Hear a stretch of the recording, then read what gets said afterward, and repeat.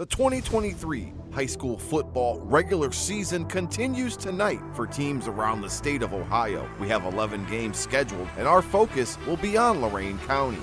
Here are our top stories heading into Week 10. 3 area teams on the bubble face must-win situations to make the playoffs in EC, Amherst, and Elyria.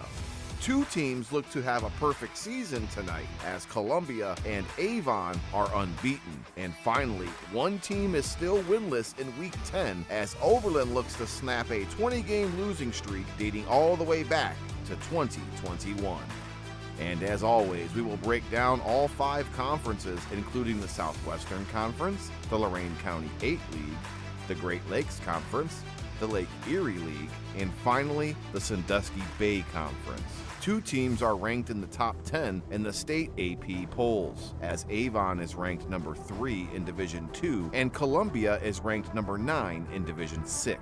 The Eagles clinched an 8th straight Southwestern Conference title last week. The Raiders wrapped up the Lorain County 8 League, and Lorain is playing for a share of the Lake Erie League title with a win tonight.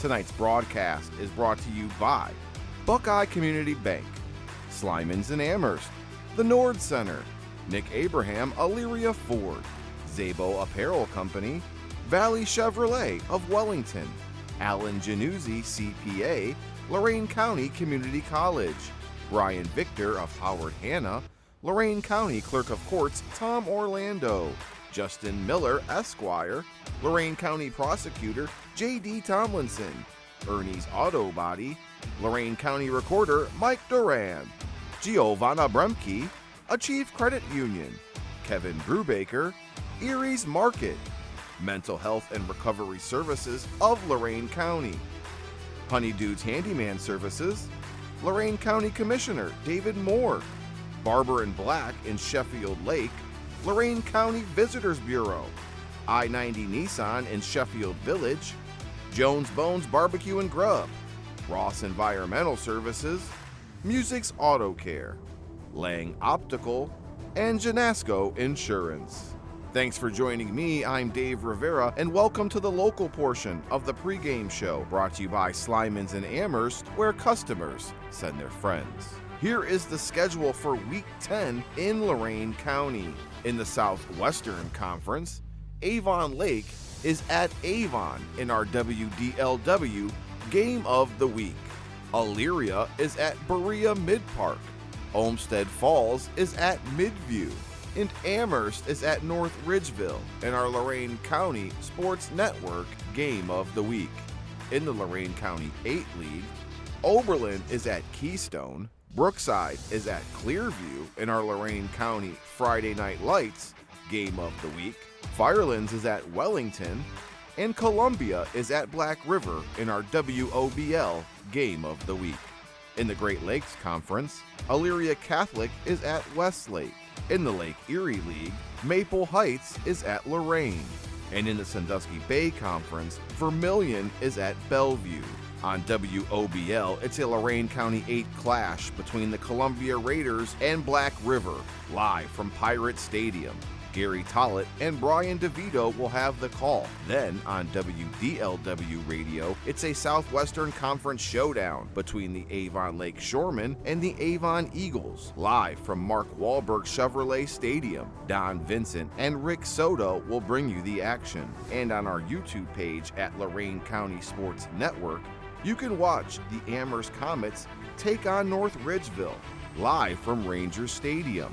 Join John Guzik and Mike Rush and watch the action. Don't forget to tune in after the final whistle of your game for the Postgame Scoreboard Show presented by Achieve Credit Union, streaming live on Facebook at WOBL WDLW Sports. Kickoff is just around the corner after this timeout. Enjoy the game. I'll see you at halftime on the Lorain County Sports Network, WOBL and WDLW.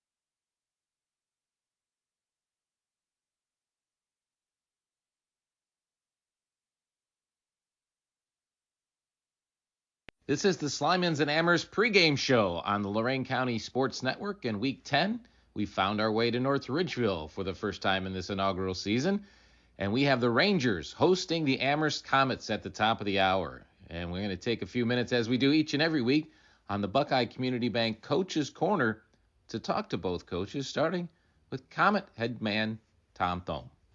Coach, let's start our conversation talking about the year that the Amherst Comets have had. I've known that you guys started with just such excitement and joy. Then you come through the Southwestern Gauntlet, and it didn't go incredibly well. But then last week, you take one of the top teams in the whole state to give them some real doubts going into the locker room at halftime, and now you're knocking on a playoff door. I mean, how do you describe what seems to be very much a roller coaster type year? I mean, I'm pleased with what we've done week in and week out. I don't think it's been really much of a roller coaster. We've played everyone really competitively outside about two schools. Thought we did very well against Avon Lake and Elaria.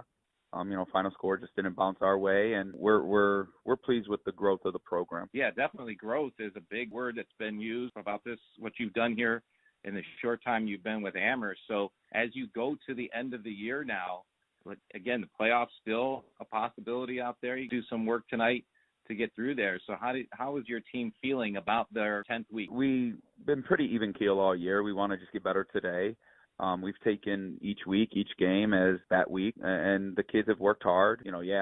We want to play it after this week, but we just got to take care of business tonight. We got to do our job. We got to eliminate some mistakes, and I think our kids will show up and they'll play hard. You mentioned the term even keel, and looking at your stats, you guys are about as even through 9 weeks as you can as far as passing attempts as opposed to rushing attempts. Has that balance kind of just been what has happened over the course of the year, or was that a plan with this team from week one? I think when you get into the Southwest, it's all matchups. We haven't been able to be successful on the ground against some schools, but then maybe we're a little bit better in the air against others. Really, we're led by Cole Norris, our quarterback, and Cole reads it. If he sees it, we let him do it.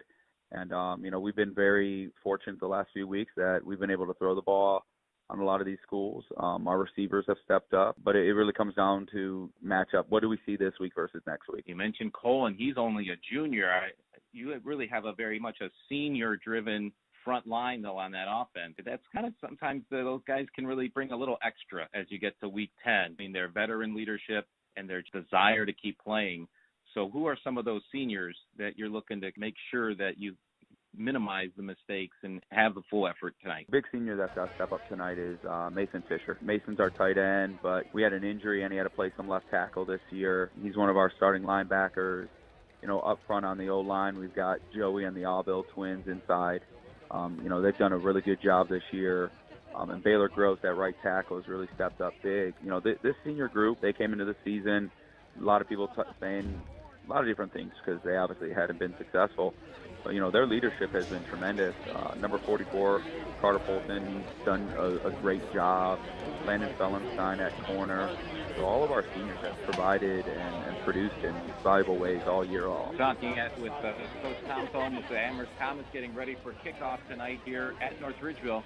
It's Rangers and Comets. And Coach, what about tonight's matchup? What do you have to do specifically, like you said, each week, especially in the Southwestern Conference, is about matchups. What are the matchups that you're focusing on tonight? What we need to do is we need to take care of the football offensively. We need to sustain some drives. We've got to run the ball a lot better than we have in the last few weeks. Defensively, we've got to stop the run. We have not been doing a great job the last few weeks with stopping the run. And then special teams, we need to be consistent. We can't give up any big plays.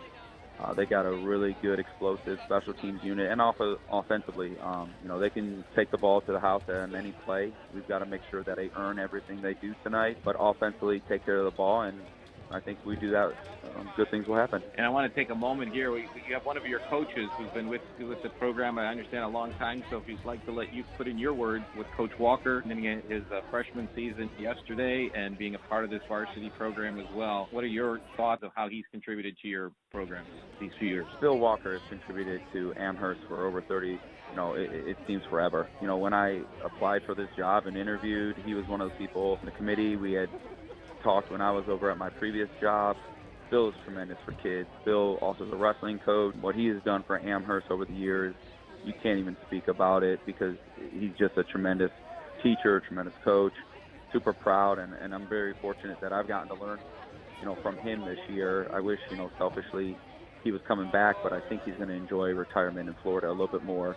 So I love Bill, and I'm so appreciative for everything that he's done. And it seems like he is leaving at a time where you do have what you started this conversation talking about, really building the program back up, putting some big quality wins up there, like you said, in the mix of everything that's been going on all season long. So hats off to everything you've done, and nice to know that you've got a returning quarterback coming back for next year too. But we're going to concentrate on what's happening tonight with Amherst and North Ridgeville battling it out in Week 10 here. So stay tuned on the Lorain County Sports Network.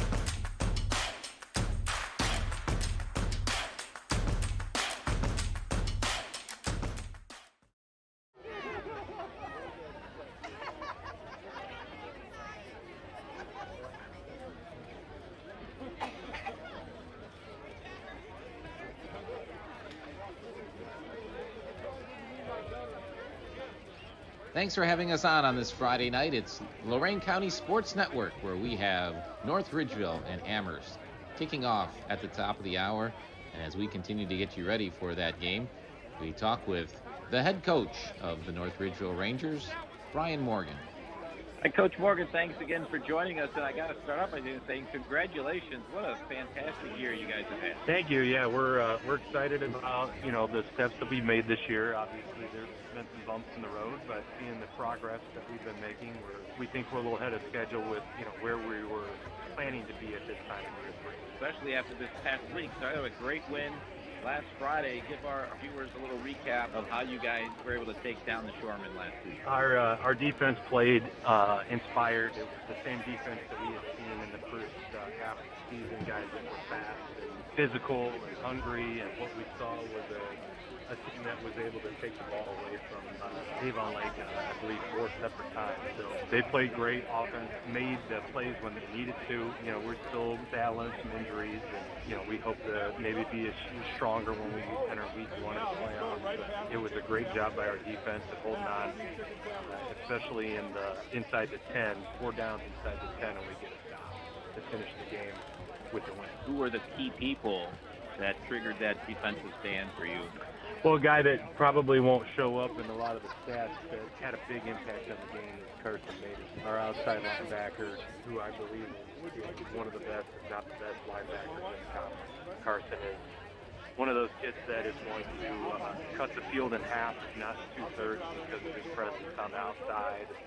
He was able to get home on a couple blitzes in the second half, and I think that quarterback from Avon Lake was thinking about him when he overthrew in the end zone on the 4th down. And other guys that had a big impact are Ashton Cassetto, our sophomore defensive end, who seems to get better every single week, getting stronger, going against some of the best linemen in the area on Friday night. And he was able to make some tackles for loss that were great. And then guys like Nate Bober and Tyler Paragori were other linebackers that just seem to always be around the ball and coming up with some big takeaways. Most of those guys you just mentioned, if not all of them, all underclassmen. Yeah, they're the juniors, and Ashton's a sophomore at defensive end. So we do have a good core. I believe all but 6 of our starters on our football team will be returning for next year. Now, you mentioned some dings along the way, and you mentioned about the defense, but you have a quarterback, Brendan Watchorn, who jumped in the last time we had you guys in Valyria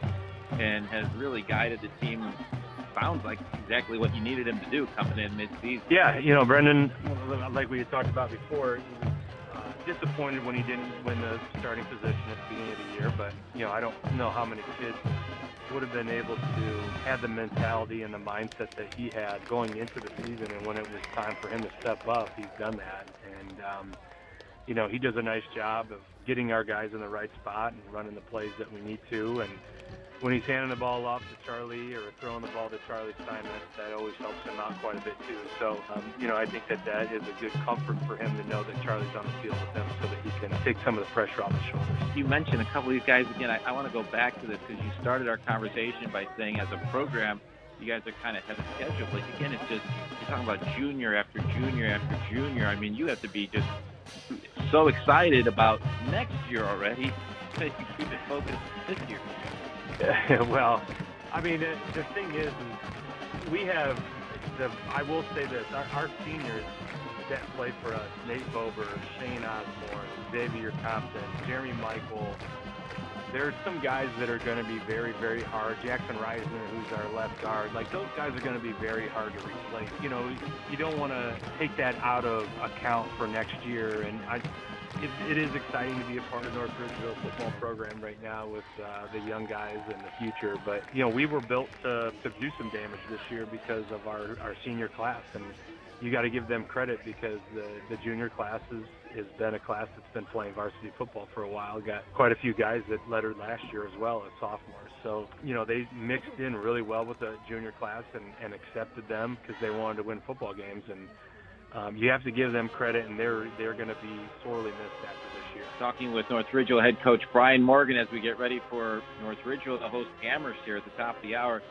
Coach, you have the playoff position clinched, but there is still definitely a lot to play for tonight. You guys can improve your playoff position and all the things that go behind that. Obviously going to ensure a home playoff game with the way you guys are tracking. So how do you break down tonight's game and control all the excitement that your kids have about next week and still keep them focused on the task at hand tonight? It's been tough. Like you said, we had a big win. We're going against a team that has a 3-6 record. We're already in the playoffs, but one of the things that we discussed all week is, this is not a bad 3-6 football team that we have coming in. It's a team that's hungry. I compared them a lot to where we were at last year in regards to the fact that, they're not going to get down. They're going to keep fighting, and they're a hungry team that wants to prove that they're not as bad as they were the last 2 years where they didn't win a game. So we know that we're still North Ridgeville, and people still think that they can beat us, and regardless of what our record is. So it's been one of those things where we're trying our best to stay focused because, like you said, we could possibly, if we win and get help from others, host 2 weeks of playoffs if we were fortunate enough to win the first week. So there's other things too, like things like if we were to win, could be third in the conference this year, which is the highest that we've ever been. So there are still things to play for. There's things that make these kids, that can help motivate these kids to make sure that we perform well.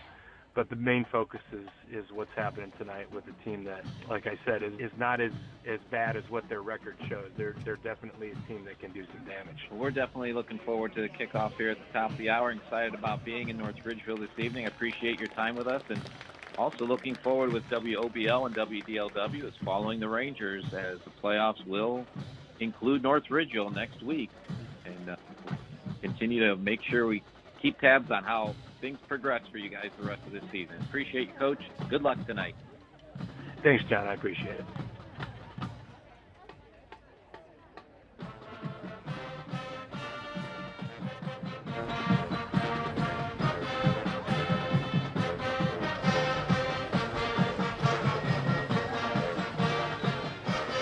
That's the Marching Comets of Amherst High School, welcoming you here on YouTube to North Ridgeville High School, where we've got John Guzik along with Mike Rush here to bring you tonight's game against Amherst and North Ridgeville in the Southwestern Conference.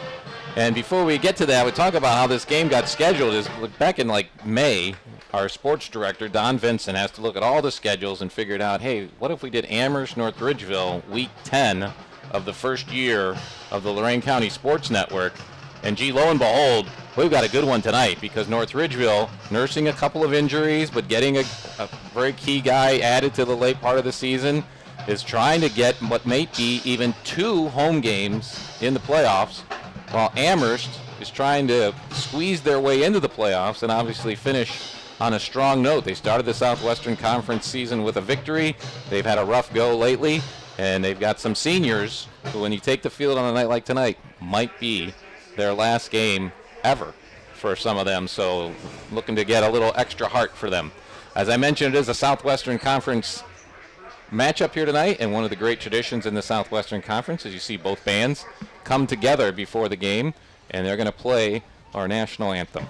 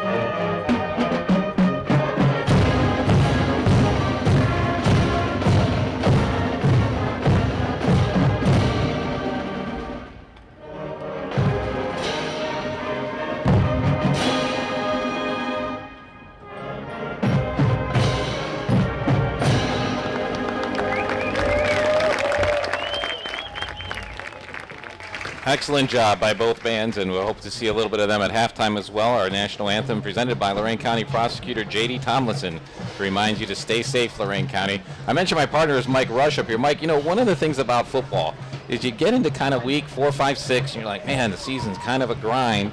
And then you wake up this morning and you're like, my gosh, it's week 10 already. And we're going to talk about how the players get back to that. I alluded to some of that going on, but you've got more of the more recent coaching experience in there. What's it like, all these coaches who put so much time and effort into it to get through the season and keep everybody focused when it gets to the end? Yeah, I mean, early on in the season, it can feel like a long season, but as you said, it goes quickly. From a coaching perspective, you're really just trying to get the kids to buy into each day and focus on each day and kind of stack those good days together. But like you said, you look up and all of a sudden you're coming to the close. And, you know, you mentioned for Amherst it's kind of a unique game in that you don't know if it's your last game if you're a senior. It's kind of the playoffs have started early for them in this game, that they have to win it to play in a week 11. And for North Ridgeville, it's a unique situation in that you know you're in, and you kind of got to find some, you know, motivation here tonight. And we heard Coach Morgan talk about that in the coach's corner. You know, the motivation to go out and play well here tonight. And I love that it sets up that kind of drama, just exactly what we need on week 10, and we're so happy that you're with us here. This will be our final broadcast. We won't have any YouTube streams in the postseason this year, but we also have, obviously, our radio stations, WOBL and WDLW, who will be doing games each week, and we'll talk about that more as we go on. One of the streaks that did end today is we had 9 excellent Fridays all year long. And tonight, our weather it's not bad, but it is a little iffy. And our game time forecast brought to you by Lorain County Clerk of Courts Tom Orlando, proud sponsor of high school athletics in Lorain County. 56 degrees and cloudy is the predominant weather condition tonight. But the little mist started during warm-ups. We're looking at the radar, and it doesn't look like it's going to not get any worse. And it actually may stop by the second half. There's not much breeze, but what there is coming out of the west-southwest, so as long as that doesn't pick up, it shouldn't have any impact on the game. The biggest impact will be, we know, and we'll talk about the keys of the game, North Ridgeville wants to run the ball a lot, and when we mentioned to Coach Morgan about the weather, he said that's their biggest thing. You got to hold on to the ball tonight if you want to come out with the victory as we get through this evening. So let's talk about the keys to the game, as those are brought to you by Mahars, or Mental Health and Recovery Services, Lorain County. Be there for mental illness and addiction recovery. And again, Mike Rush will bring you in for a couple comments on what you think is going to make the difference tonight. Yeah, we'll start with Amherst. You know, for them, we kind of alluded to it just now. Got to limit turnovers. Got to find a way to sustain some drives and run the football. And they're coming to get back to health a little bit in the backfield that we'll talk about as the night goes on. But They're -4 on the season in turnovers. As John said, North Ridgeville is going to run the football. So Amherst has to try to find a way to stop the run, and they got to run the ball themselves. And then special teams tonight could be a game changer with this slick weather. If Amherst can make a big play on special teams, that could go a long way in the game. For North Ridgeville, again, we talked about it. They want to run the ball, play keep away from this potent Amherst offense, and as we said, protect the football. Make Amherst one-dimensional, okay, then they can rush the passer. And then for Ridgeville, don't look ahead. There's plenty to play for tonight, potentially 2 home playoff games, a chance to finish 3rd in the SWC, which is something they've never done. So plenty to play for both teams here tonight. And injuries are definitely an issue tonight. It's been mid-season where the starting quarterback Cole Miller went down. He is trying to get back this year. It won't be tonight. Starting running back Zach Barnhart for North Ridgeville is also still out. And a couple of injuries for the Amherst Comets as well, as Eli Solak has put up some big numbers this year. He's not going to be playing tonight, as Jacob Kraft is out as well. And so we know that Amherst has done a good job of throwing the ball this year. And we're going to start with their starting lineups because the coin toss won by North Ridgeville, but they deferred to the second half. So Amherst will start the game with the ball. North Ridgeville will be kicking north to south, which is on your video screen, is left to right is where they'll be going. And our coin toss brought to you by Lorain County Convention and Visitors Bureau, celebrating 200 years together. So we mentioned that Cole Norris is the quarterback for Amherst. He's had an excellent year this year, and he's only a junior. He's a 6'1", 180-pound junior. Has thrown the ball 250 times, completing a little bit more than half of those for 1,872 yards. Not only that, but 17 touchdown passes. And he's also scored 6 touchdowns on the ground. Behind him will be J.R. Byers. He's getting healthier, and he's missed a couple of games, so he'll be back in the backfield tonight with Nick Costello. Mason Fisher was one of the guys that Coach Thome mentioned in the pregame. He'll be their H-back tight end, and wide receivers will be Tristan Young and Jonathan Williams. Up front for Amherst, Joey Brooks is in the middle. He's a 6', 205-pound senior, and I mentioned a lot of seniors up there. The Allville brothers, Ryan and Ross, will be the guards on either side of him. Those are both seniors. Baylor Cross will be at right tackle. And then the one junior on the front line, and a change from earlier in the year, Henry Sislow, now starting at left tackle for the Amherst Comets. Our starting lineups brought to you by Kevin Brubaker. Brubaker for mayor, and we'll get to the Ridgeville Rangers starting defensive line. They're going to run 3 men up front. Ashton Costello, Shane Osborne, and Finley Keller will be up front for them. In the linebackers, you're going to hear the names Austin DeShazo, and Coach Morgan mentioned Carson Matus. He'll be wearing 1, DeShazo number 4. DeShazo has a sack and 2 tackles for loss, leads the team in tackles with 79. Nate Bober and Tyler Paragord will be the other linebackers for the Rangers. And then Caden Reed is he's being inserted into the starting lineup tonight in the backfield for the Rangers defense. On the other side will be Malik Abu Salah and Xavier Compton, who's had an excellent year. He's got 3 interceptions. Abu Salah has a couple interceptions as well. And then Brett Leinerth will be the other defensive back for the Ridgeville Rangers. Kicking things off for the Rangers and getting things ready to go should be DeShazo back there. And then back deep to return the kick for the Comets, Ashton Draga. He's one of the ones back. Dudziak is usually back there for kick returns as well. So we're ready to go here on Lorain County Sports Network. Happy to have you along with us with both Mike Rush and all the guys with the WOBL, WDLW sports team that have helped make this inaugural season what it is. Our opening kickoff coming up here, brought to you by Lorain County Community College. Kick off your future with LCCC, and that's what we're ready to do here as we've reached a little past 7 o'clock hour. And as I mentioned, just 56 degrees and a light mist here. It's pink out night for the North Ridgeville senior night. And this game is underway as it puts foot to ball and it bounces right down the middle and going to go into the end zone with no return. And Amherst is going to come out and start the first drive of the game at their own 20-yard line. Yeah, really interested to watch this Amherst offense. Quite balanced, really, when you study the stats coming into this game. Obviously they're going to be without a huge weapon tonight in number 9, Solak, but they're going to operate out of the spread. And this North Ridgeville defense, they're very fast, they're very active. You'll see a lot of movement, blitzes from everywhere, and stunts up front. So it's quite a matchup here in Week 10. Amherst offense averaging 131 yards per game on the ground and then 208 yards through the air, and putting up 25 points per game so far this season. 3 wins and 6 losses. They come in currently the number 17 team in the Region 6 Division 2 rankings. You need to be 16 or above to get into the playoffs, so we'll see what happens. Cole Norris, ball goes through his hands, and he's going to just cover it and be back at the 6-yard line. And a huge hole to start from for the game for the Comets offense, as that was the guy we talked about, Carson Matus, getting in there to make sure Norris didn't have no choice but to jump on that ball. They're going to put it down at the 7, so we're going to call it a loss of 13 right away. And that's one of the things we talked about the first week. I mean, not only us enjoying 9 weeks of weather, but these players not playing with the slippery ball at any week that we've had so far this year. So see what they can do. Norris going to pitch it left. He's got his guy and cutting back in, not getting much. Good gang tackling, good pursuit by the North Ridgeville defense. So that's going to be J.R. Byers getting back into the swing of things there.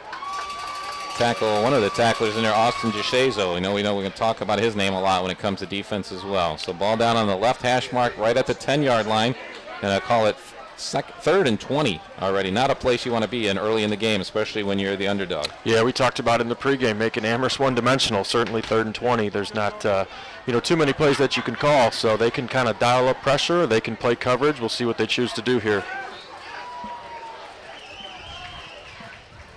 Norris calling a signal. It's a snap. Fakes the pitch and now throws it right on a slant in. Pass is complete, but doesn't even get back to the 20, which was the original line of scrimmage. So definitely a long way to go as Tristan Young brings in that pass. And they'll give him a gain of actually only 8 on that one because he was sliding down. And it'll be 4th and 12. And going to be a quick 3 and out for the Amherst Comets offense. Yeah, nice throw by Norris, but certainly set up to get good field position here is North Ridgeville. We're 2 minutes in. This is Norris, the punter, as well. So he gets his snap, kicks it to the right, trying to avoid any type of return, which he'll do. But it's still going to be an incredible starting field position for the first time out for the North Ridgeville offense. As the official's still walking back, he's going to stop at the 39-yard line. So it is going to go in as a 22-yard punt, a 21-yard punt with no return, which is what Norris was looking for as he angled it that way. He wanted to keep away from the return guys for North Ridgeville. They have had some success this year on punt returns, averaging double digits. So they'll take the 21-yard kick for the Amherst guys and try to get their defense, see what they can do to stop this running game that they've had trouble with the last few weeks. This is Watchorn handing off, and that's going to be Swain, the first carry of the game. Gets across the right side for a couple yards. Jeff Reichert in there for the tackle on the Comets. Puts the ball down at the 37, just a gain of 2. And much like the quarterback coming into the fold, the backup, Swain as well, has been hurt, and another luxury, more depth for North Ridgeville to be able to turn to him. Yeah, how do you lose a guy like Barnhart and then, we're going to replace him with Swain? What a nice, this is going to be Steinmetz, his first carry of the game. And you're going to hear him a lot. He's also just a junior. He has had an incredible year. Charlie Steinmetz, number 6 out there. He has rushed the ball 114 times for 846 yards and 7 TDs. That's a heck of an average. 114 for 846 yards. It's over 7 a carry. Yeah, both teams that feature a lot of youth. We'll talk about that all night. 3rd down and 4. Handoff swing going around the left side. Stuck there. Good stop by the Amherst defense. Again, Jeff Reichert in there helping with the tackle for the Comets. He might be in 4-down territory here for the Rangers anyway. Gain of 1 on that one. They'll put it down at the 32. First quarter, early on, 8:45 to go, no score.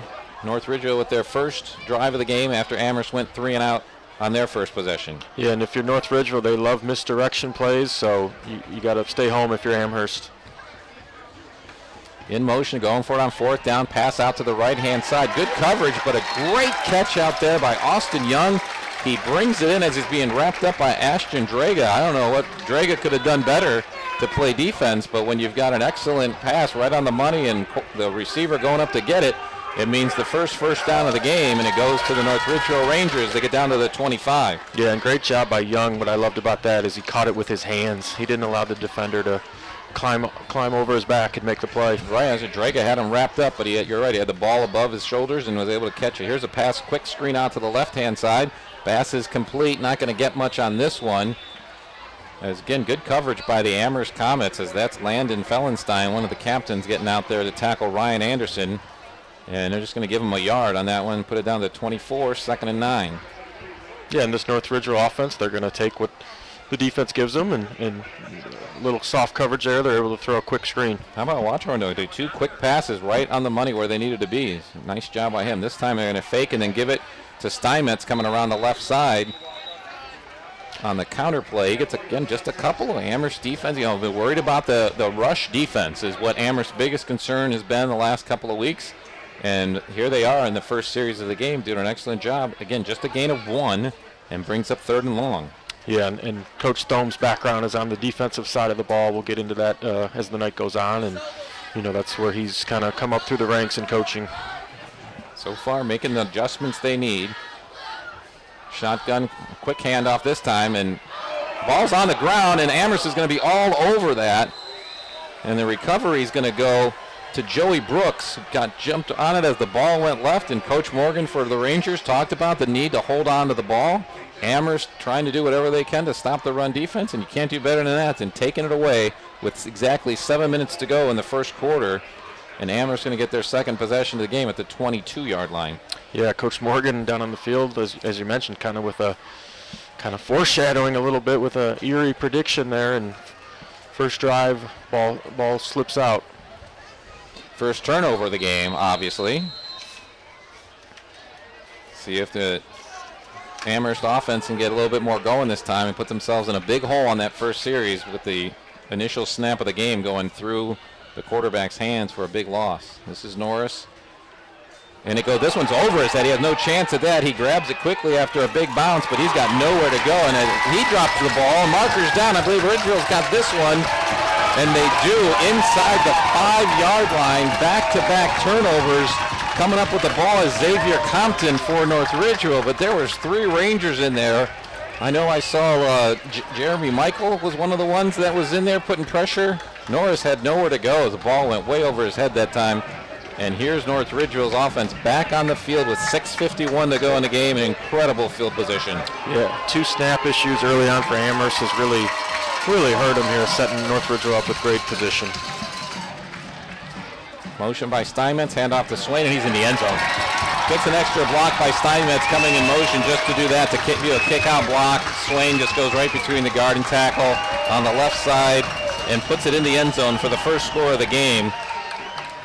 And Ridgeville takes advantage of, we get back-to-back turnovers, and Ridgeville comes out with the points there, 6-0. Ridgeville with the Shazo lining up to try the extra point. Sean Murphy will be the holder. Snap is back, hold is down, kick is up, and it is good. So right away, quick turnaround of things after Amherst gets the turnover. North Ridgeville gets it right back, and then one play drive puts it in the end zone. 6:47 to go in the first quarter. North Ridgeville 7 and Amherst nothing, with the Comets getting the ball back when we return here on the Lorain County Sports Network.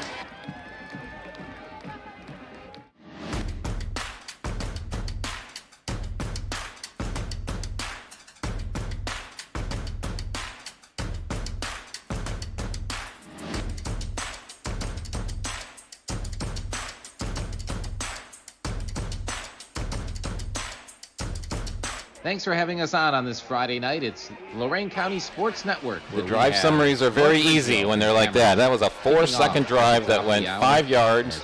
It was just one play with Tavion Swain taking it in for his 3rd touchdown of the game. It's only his 3rd game of the season. For those of you who don't know that, he only started playing a couple of weeks ago. He's made his presence known for the Ridgeville offense and really filling a big void with the loss of Zach Barnhart, who was their leading running back earlier in the season with Steinmetz. And so North Ridgeville is up 7-0 as DeShazo has it teed up for the 2nd time today and going to do the exact same things. Straight down the middle of the field. bounces through the end zone, and Amherst will be happy to start from their own 20 again. Boy, they got to do a better job of getting these snaps down. Yeah, these snaps have been an issue. The first one, I don't know what the issue was, but the second one was high, and you don't want to have to convert your offense to under center just because you have snap issues, but it's certainly something that they might have to consider here. They played great offense. Yeah, it looked like two different issues. The first one might even been like in the ball being a little wet, hands being a little wet, and you're not used to that. Haven't played in that this year. The second one was just a snap went right over Norris's head. So they got to regroup, and now they're going to put Norris under center. 6:47 first quarter. Amherst offense trying to get going. Who were the key people that triggered that defense? Takes the handoff, rolls left, and has pressure right away, and then runs out of time. He's got 4 guys in front of him. And so you got to wonder what's happening behind those defenders, because if you got 4 guys on one, there's got to be somebody open out there. But North Ridgeville's defense responds incredibly, and that's DeShazo making the tackle on that one. Another loss on the play for Amherst, and they have now run 5 plays, and 3 of them have gone for a loss of yardage. Yeah, trying to go with a little play-action boot there on first down, and as you said, not many people were getting blocked. Second and 12. Norris back in the shotgun, takes the snap, looks left, right away it's Fisher getting it on the left side. Nice positive play before he gets wrestled out of bounds. A little bit short of the first down, but only going to be third down. Most of those guys you just mentioned, if not all of them. Malik Abu Saleh over there helping get him out of bounds and get him down. I'll put it down at the 28, so it's going to bring up 3rd and 2. Best situation the Amherst offense has been in so far in this game. That's a gain of 10 on the pass play to Fisher. Yeah, nice easy throw, kind of settle everything down, and as you said, a 3rd and manageable here, and kind of just getting a first down here would go a long way, I think, with Amherst's kind of mental psyche right now. Clock stopped at 6:33 with the ball going out of bounds. Norris still staying in the shotgun. Yeah, Brendan. Gets Fisher in motion, now shuffling past him as he takes the snap, hands it off over the left side. Going to have their first down of the game. Out to about the 33-yard line. That's J.R. Byers again. Again, Byers has missed some time this year, but he's actually got some decent stats out there. As he's rushed for 160 yards, he's at almost a 5-yard per carry average. Yeah, talking with and Coach, 5 touchdowns. Talking with Coach before the game, most of those stats have come in the first 4 weeks, and he's been limited, as we've said, here as of late in the second half. You mentioned a couple of these guys. First down for Amherst, their first down of the game. Handoff again, Byers, but he's got nowhere to go along the right side as Carson Matus comes across the line, blows that play up, turns him back in. And now we've got officials blowing whistles and coming over to talk. Something going on the North Ridgeville sideline. One of the coaches came out. Now they're talking to Coach Morgan, but one of the offensive coach came out and mentioned something to the officials, who then quickly blew their whistle and came over to the sideline. So maybe a clock management thing. I'm not sure. Once again, actually, that's the defensive coordinator for North Ridgeville who brought the attention over the officials. But either way, it's a loss of down back to the 28-yard line, so a loss of 6 on that one. Yeah, again, another negative play really hurting Amherst here early on. You got to give them credit. As many negative plays as positive. Now looking at the blitz, and Matus doesn't get there this time. He gets picked up, but then the ball's complete on the right side. And nicely moved forward after the catch. Good yards after the catch for the completion from Norris. Going to be another first down for the Amherst Comets. Ridgeville head coach Brian Morgan as we get ready for North Ridgeville. Is that Luke? Here at the top of the hour. No. Coach, you have the playoff position. That's Tristan Young making the catch again. So out to the 45-yard line. A gain of 17 on that one. Another first down. Nice play by the Comets offense. Back to the line of scrimmage with Norris in the shotgun and Fisher again in motion. Handoff goes over to the left side where the motion man went, and that's going to be Byers again. When things click for Amherst, they're clicking well. It's kind of like feast or famine right now. That's a gain of 8 on first down. It puts them in to a nice position as they get into North Ridgeville territory for the first time this game. Yeah, number 88, Fisher, Mason Fisher, such an important player for Amherst. He can do so many things well. He's a lead blocker. He can catch the ball. He's a very important piece to their offense. Now twins split to both sides with a single back, and Norris hands off to Byers that single back, and he gets hit pretty quickly, but he's going to be close to the first down. Looks like from the mark he's going to be a little short of the mark to gain. So they'll call it the 46 and just a gain of 1 on that one. So going to bring up third down for the Amherst offense as they get right to the line of scrimmage. Keeping the pressure on the Ranger defense, trying to convert here. Norris right away, and he's going to sneak it himself and kind of walk across the line to gain to get another first down. And he's going to get to what he needed. We'll mark it down with the 44. 3 first downs now after a lot of sputtering by the Amherst offense to start the game and getting things moving here. This drive started at the 20. Now at the Ridgeville 44-yard line, and we're down to 4:31 and counting in the first quarter of this one. Yeah, really what Amherst needed, kind of settle themselves down, settle the game down, go on a drive, and now you're in North Ridgeville territory and you're thinking points here. Yeah, we did have the Ridgeville Rangers on our YouTube stream earlier this year at Illyria, but this is our first time seeing this Amherst offense, and they've definitely got some tools out there. We mentioned even with the effectiveness they've been having, they got a couple of guys, a couple of their top stat leaders are not playing tonight. There's a snap to Norris. He's going to keep this one all the way. Quarterback keep. He's going to get up to pull out the 40-yard line. So call it a gain of 4 on first down. Bring up 2nd and 6. Back-to-back runs by Norris. That's one of the things that'll keep the defense guessing. What we have seen is the outside linebackers for North Ridgeville are getting across the line of scrimmage quickly and trying to turn things back in. And that's something that Amherst offense can adjust to by using slants. You really don't want to screen on that when they're coming right across the line of scrimmage. But you want to drop basically right where the linebacker's coming from on a quick slant in. So we'll see if they got that in their repertoire again. They ran that on the first series. Here's Norris dropping back to pass. He's got pressure. He's looking left. He's got a man. It bounced according to the line judge on the left side, and that was Young trying to get back to that one. Young's been the favorite target already so far a few times, right? Yeah, once again, more pressure from that North Ridgeville perimeter defense right there in Norris's face, forcing him to kind of throw off his back foot, throw it low, and sets up a 3rd here and 6. North Ridgeville's defense only giving up 18 points a game so far this season. This brings up 3rd and long again for Amherst. Going to be 3rd and 6. Got to get up to the 34-yard line. Norris looks left, and that slant back right, and it's intercepted by North Ridgeville. It's Carter Clark running it back, and he's got a great run back. Picked that up at about the 33-yard line. And he's bringing it all the way back. They're going to mark this one down. See, he went out of bounds at about the 41 of Amherst. So huge change of not only possession, but field position as well. Yeah, and I love the play call, too. They fake the toss into the bunch. They come backside with a slant.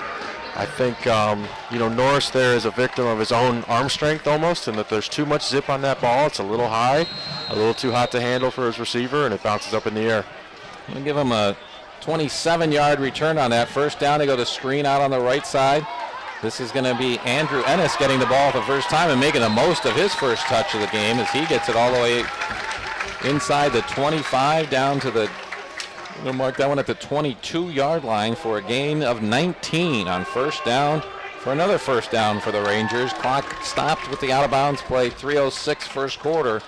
Rangers now trying to put the heat on the Amherst Comets by going up 2 scores if they can. And you can see that slot receiver almost uncovered. Watchorn hands off to the motioning Charlie Steinmetz, who cuts back inside. He's going to take it to the house for the 2nd touchdown of the game. Wow, Steinmetz makes it look so easy. Just a kind of a jaunting motion coming around the back of the quarterback. So he's starting 6-7 yards deep in the backfield, and he just read the blocking, cut it straight back up the middle almost off of the left side. And once he got there, he had the momentum to take it all the way to the end zone. It's 13-0 North Ridgeville, and the extra point ready to come off the foot of DeShazo. Snap is back, hold is down, kick is up, and it wiggles its way through. And we have now a 14-0 game with North Ridgeville up on Amherst. 2:59 to go, first quarter, and we'll be back with the next kickoff here on the Lorain County Sports Network.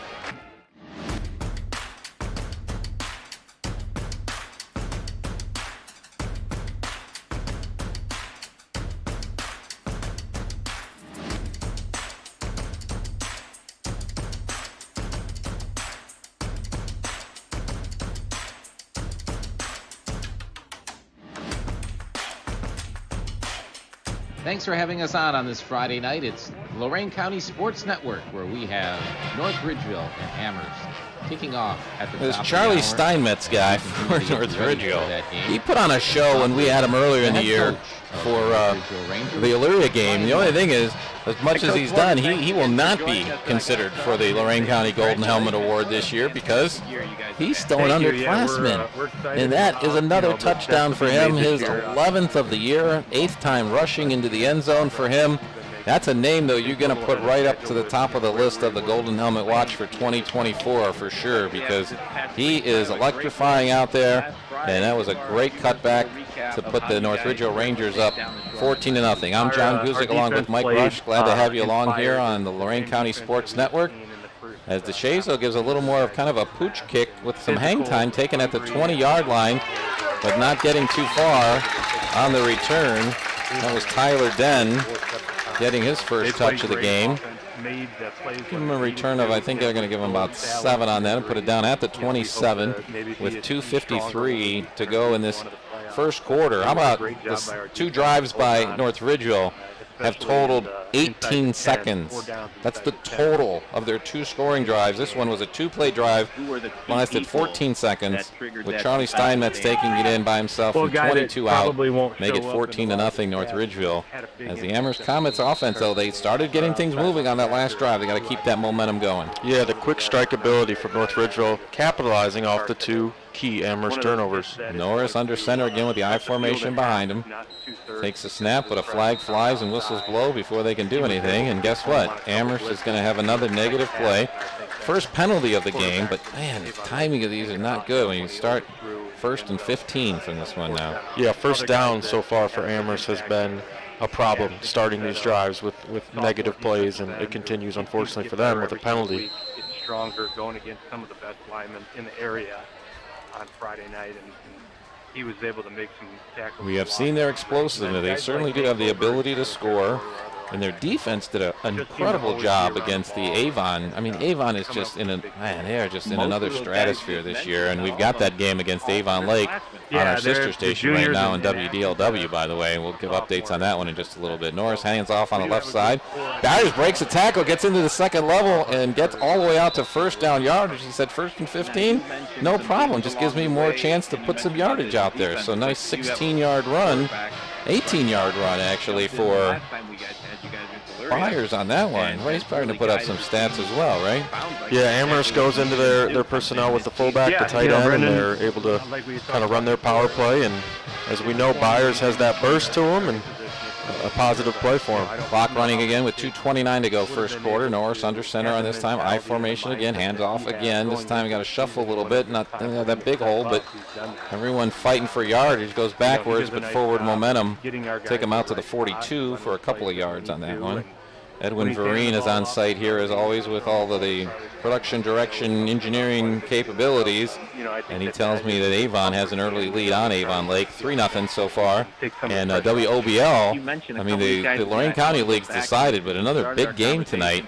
Columbia trying to run the table down there. They're at Black River, and the Pirates for Black River up 7-0 early in that one.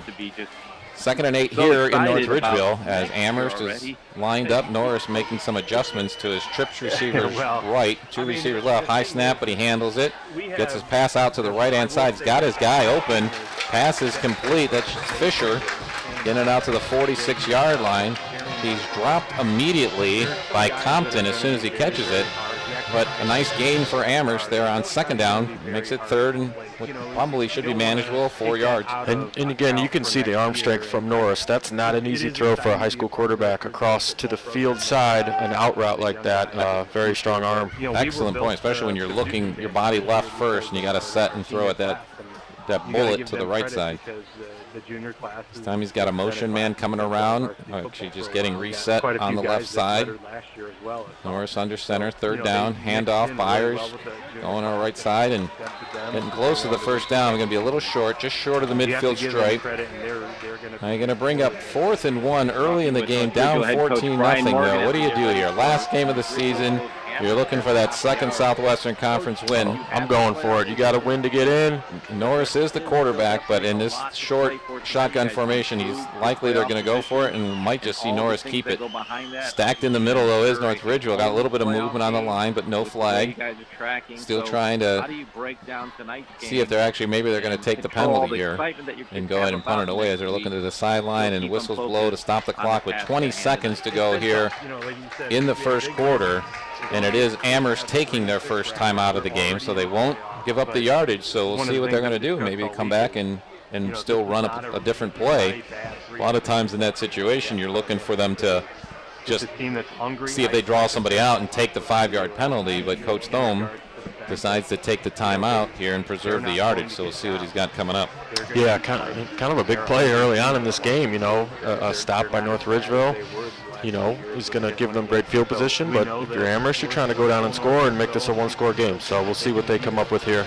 And I have to give a shout-out to Mrs. Coach Thome today, as she's got a very special weekend, I think, for her, right? And Coach Thome is just trying to do whatever he can to get home in time for that. So I'll leave it at that for right now. But I think most people associated with the Amherst program know exactly what's going on with the Thome family, so we wish them the best. Here, Norris under center. They're going to go for it. Handoff quickly over Fisher, and he gets the first down, gets it across that mid-stripe line and into North Ridgeville territory for the second time today on the Amherst offense. And that's going to keep this drive alive, but will probably be the last play of the quarter. Clock stopped here with 17 seconds to go while they reset the ball. And following the Rangers as now it should be running again, and it finally is. Okay. So Amherst still in the huddle. That means they're going to let it run out. We've got North Ridgeville 14, Amherst nothing, but the Comets have the ball and some momentum going as the second quarter will start right after this on the Lorain County Sports Network.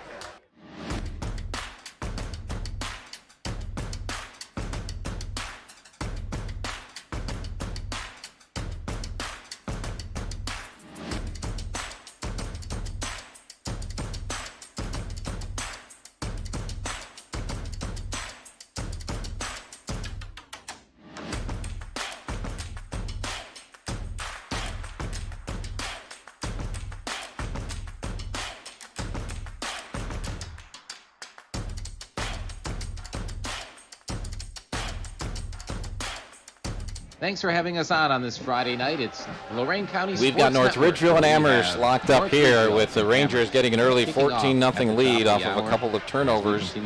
One a fumbled snap and the other a great interception in return by Clark for the Rangers. Set up two scores, split it up 14-0. But Amherst, as we switch sides, has now got momentum going on offense again. Trying to get on the board for the first time. Getting on the board with a touchdown now, just a little bit north of us in Avon, is the Eagles, now up 10-0 on Avon Lake in the Silver Rail battle up there. And that game on our sister station, WDLW. First and 10, Amherst. Motion is Byers. He gets that snap, but hands it right off on the reverse and trying to get around the left side. Our defense played for the Comets is Jonathan Williams. I believe that was Xavier Compton out there tracking him down, or no, was that Matus? Matus and Compton both making their presence known early in this game from the outside linebacker spots, and really just the speed. Williams could not get around that corner. Give him a yard. Yeah, Amherst trying to use North Ridgeville's pursuit against them, but as you said, the speed of the North Ridgeville defense, they stay home. They're able to track down the Williams on the ball carrier. Yeah, that's staying home and reading your keys. That's what you need. You can still do a lot of speed. And now we got another flag here. Pre-snap penalty again is going to be on Amherst. Well, that's going to be 10 yards of penalty in the game, all of it coming on this series. Pushing them back a little bit more. Pushes it back into Amherst territory. Yeah, we've kind of talked about it all year in these broadcasts where we have a team that's kind of the clear underdog. You can't have those self-inflicted penalties, pre-snap penalties, turnovers. North Ridgeville is good enough to beat them when you play well, but you can't hurt yourself. Last time they had the penalty, J.R. Byers answered with an 18-yard run. Said, I'm not going to worry about that. This time, though, you already at second down, and now you're behind the sticks again. You're going to put trust in probably that strong arm of Cole Norris. Fisher in motion again.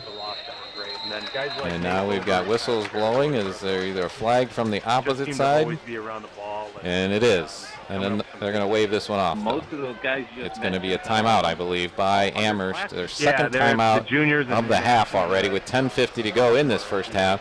In North Ridgeville leading 14-0. So thoughts so far on what it's going to take for this. It's really the Amherst defense, I feel, has showed up, and especially trying to be aggressive against the rush, which they've had trouble with.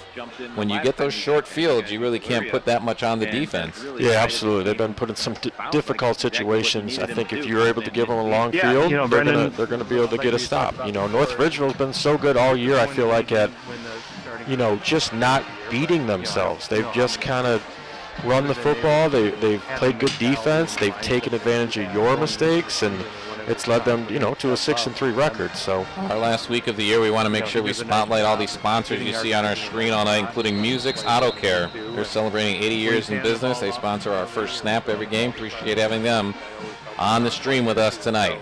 Cole Norris takes the shotgun snap, going to shoot it out on the left-hand side. Nice touch, getting it to Byers on the dead run, but again, great defensive pursuit by the Rangers defense, and that time led over there by Tyler Perigord, who brings down Byers after a gain.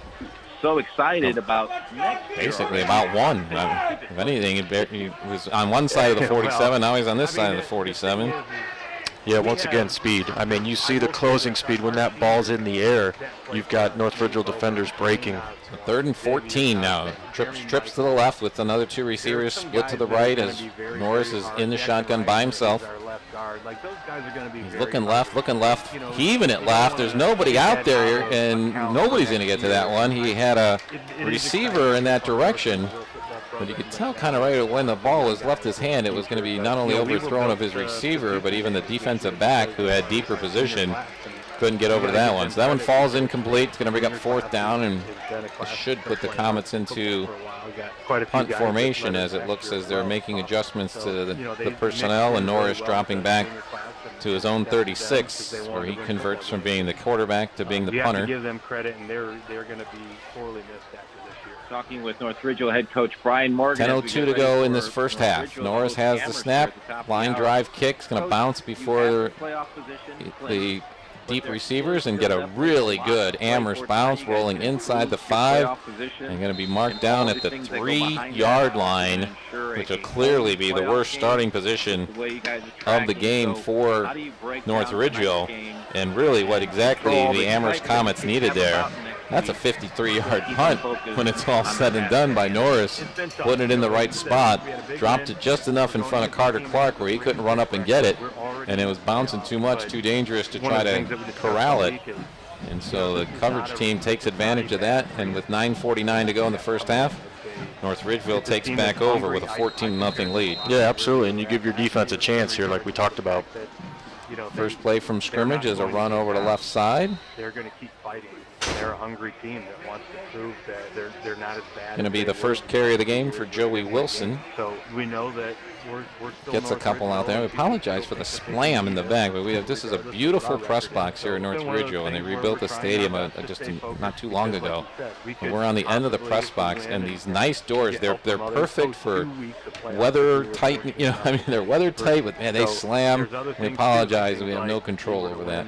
Second down here. Watchorn takes the snap. Quick shot out to the right side to Steinmetz, who takes the ball across the 5, but then we got a couple of flags back there that looked like this one would come back as some type of illegal block on the Rangers offense trying to spring Steinmetz, and he couldn't get loose on that one.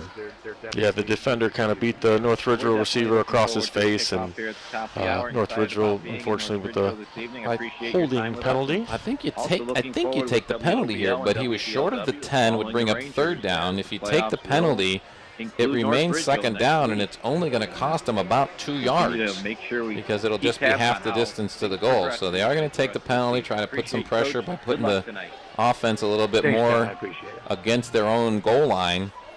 First penalty of the game on North Ridgeville.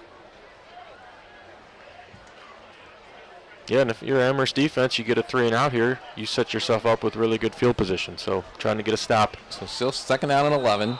And now we got all kinds of movement up front, and it's the Amherst guys clapping, and it's going to be a second penalty of the game on North Ridgeville. But again, I'll say this and qualify it, that it is only a 1-yard penalty, but when you're that close to the goal line, any mistake, it's going to be amplified. And even that last pass by Watchorn, he did a nice job of getting it out because that was right at the goal line. And if that pass is bobbled or it ruled a lateral, that's big trouble. Ridgeville sends 3 receivers out to the right and Watchorn in the shotgun, but he's going to hand off and go over the right side and just try to get some breathing room off the goal line. Ball carrier on that time was Wilson. And we're going to see a lot of Wilson and Swain. I haven't seen a lot of Swain yet. The first series they had to ball them a couple times. Yeah, just 3 carries for Swain so far. Of course, the 4-yard touchdown, but since then it's been mostly Wilson and Steinmetz getting the carries. Ball's down at only the 3-yard line is where they're at, and now we are 3rd and 10. In a little more precarious situation for the North Ridgeville offense. First time they've been in this type of situation. They want to see if the Amherst defense can keep advantage of it because, again, their rush defense has stood up so far in this game. Watchorn, quick snap and quick screen pass out the left, but it's dropped before it can be advanced. Posey was the intended receiver, and it's going to mean that North Ridgeville will be punting from their own end zone. Yeah, good stop for Amherst. Set themselves up here with good field position. Who knows, maybe they have a punt block on that they can go after this punt here, but either way they're in good shape. Finley Keller is going to be the one who's in the back of the end zone to punt for North Ridgeville, and he is on the back of the end zone. Little pressure up front. Nice hang time. Was looking for a fair catch at about the 35 and then decided to back off at the last minute was Dudziak. And then the Ridgeville punt coverage team covers it up pretty quickly because it started bouncing to the side instead of bouncing down the field. So Amherst will take that on a change of possession. Comes off the great punt by Cole Norris for Amherst that pinned North Ridgeville back. Then they have a couple of penalties that kept them from moving, and now the Amherst Comets offense has the ball in their best field position of the day, and we still have 7:43 to go. First half, North Ridgeville up 14-0 as the Amherst offense is back on the field. Twin receivers split to both sides. Single running back next to Norris in the backfield. Takes the shotgun snap, taking it himself. Up the middle, shoots a little bit to the left as he sees pressure. And again, good pursuit by the North Ridgeville defense to close that down. And give them a gain of 1 on that one to the 33. Yeah, trying to use Norris as the runner there. Setting themselves up with a 2nd and 9. We'll see what they come to. I'd like to see them get into their fullback tight end package and maybe try to play action. We'll see what they come up with. Yeah, great job so far by the Ridgeville Rangers up front. They've been able to put pressure on Norris on multiple times when he's passing. Osborne, Cassetto, and Keller up front. When you've got everyone split out to the side, that puts all the pressure on those guys up front. Norris now with 2 receivers, rolls left. He wants to look for his back coming out of there, which is Byers, but the pass goes right in front of him. And that was a time where there was only one blue jersey out there with some blockers, and unfortunately, those guys missed connecting on that one. Had some room to run if he gets that ball and can take advantage of the block that he had out there, but the pass falls incomplete and makes it 3rd and long immediately. Yeah, in 4-down territory here, so you don't have to get it all here, but you do need to try to execute a play that you can make it manageable, as they have Fisher coming onto the field late. Again, spread formation. Fisher and 2 others are all split to the left, 2 receivers to the right. Matus looking to blitz, and he's in front to Norris, and he had to get rid of it a little quicker than he wanted to. And the ball bounces at about the 25. And I think Norris saw that the last minute that Matus was showing blitz, and then he came at it. And Norris had to get rid of it a lot quicker than he wanted to. Brings up a 4th and long. We are getting a personnel kind of a hockey shift here, so I think we're going to look for Norris to try to pin the Rangers back in the corner while they can, and still have 6:54 to go in this first half. Yeah, as you said, we'll see if they can pin him deep again and try to play defense. He's punted right a couple of times, so I think that's the way he'll go. And pressure coming, gets it away, and that one's going to go, I think, into the end zone. Up, almost. Had a little trouble finding it. Tyler Dunn was down there and he's allowed to catch that ball.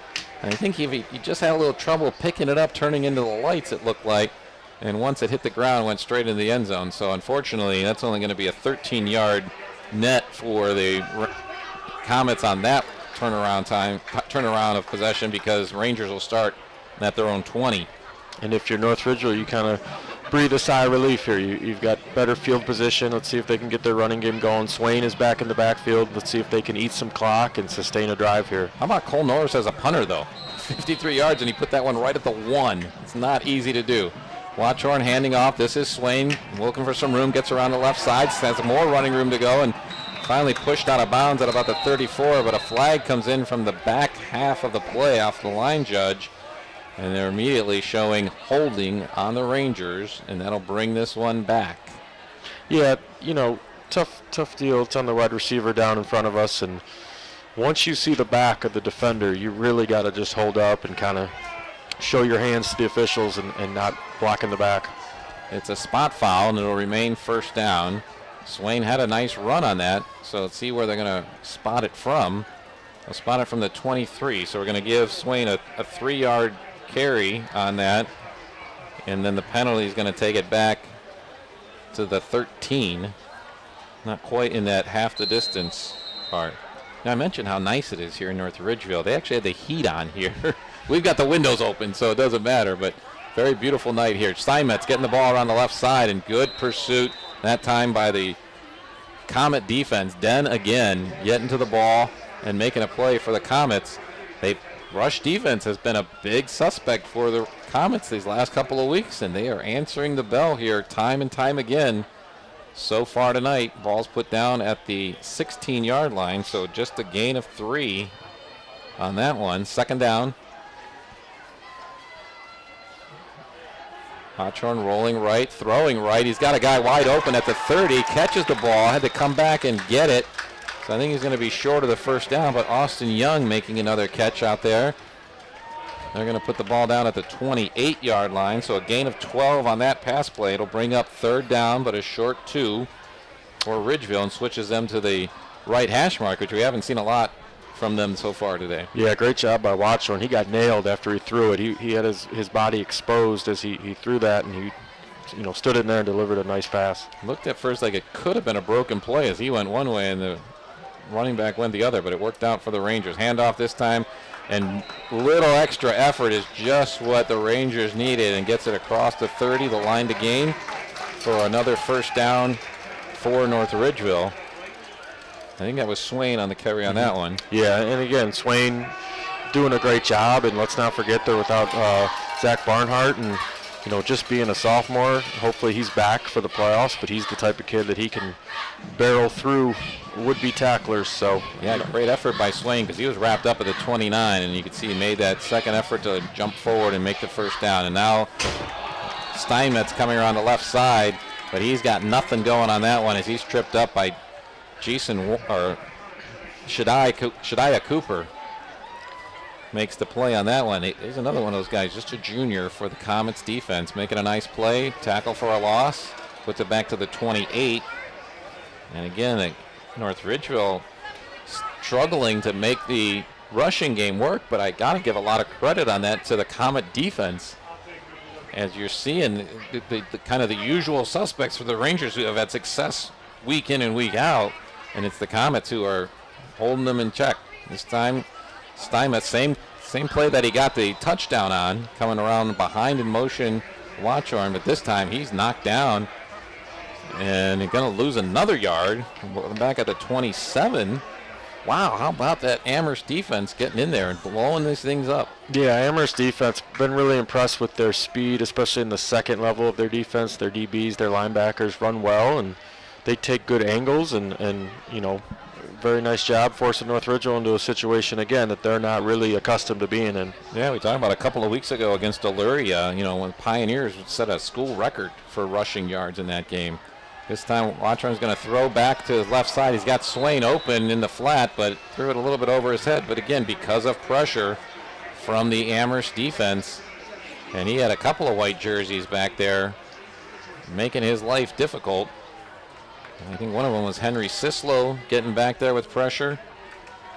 and Mason Morales is also doing some work out of his linebacker position.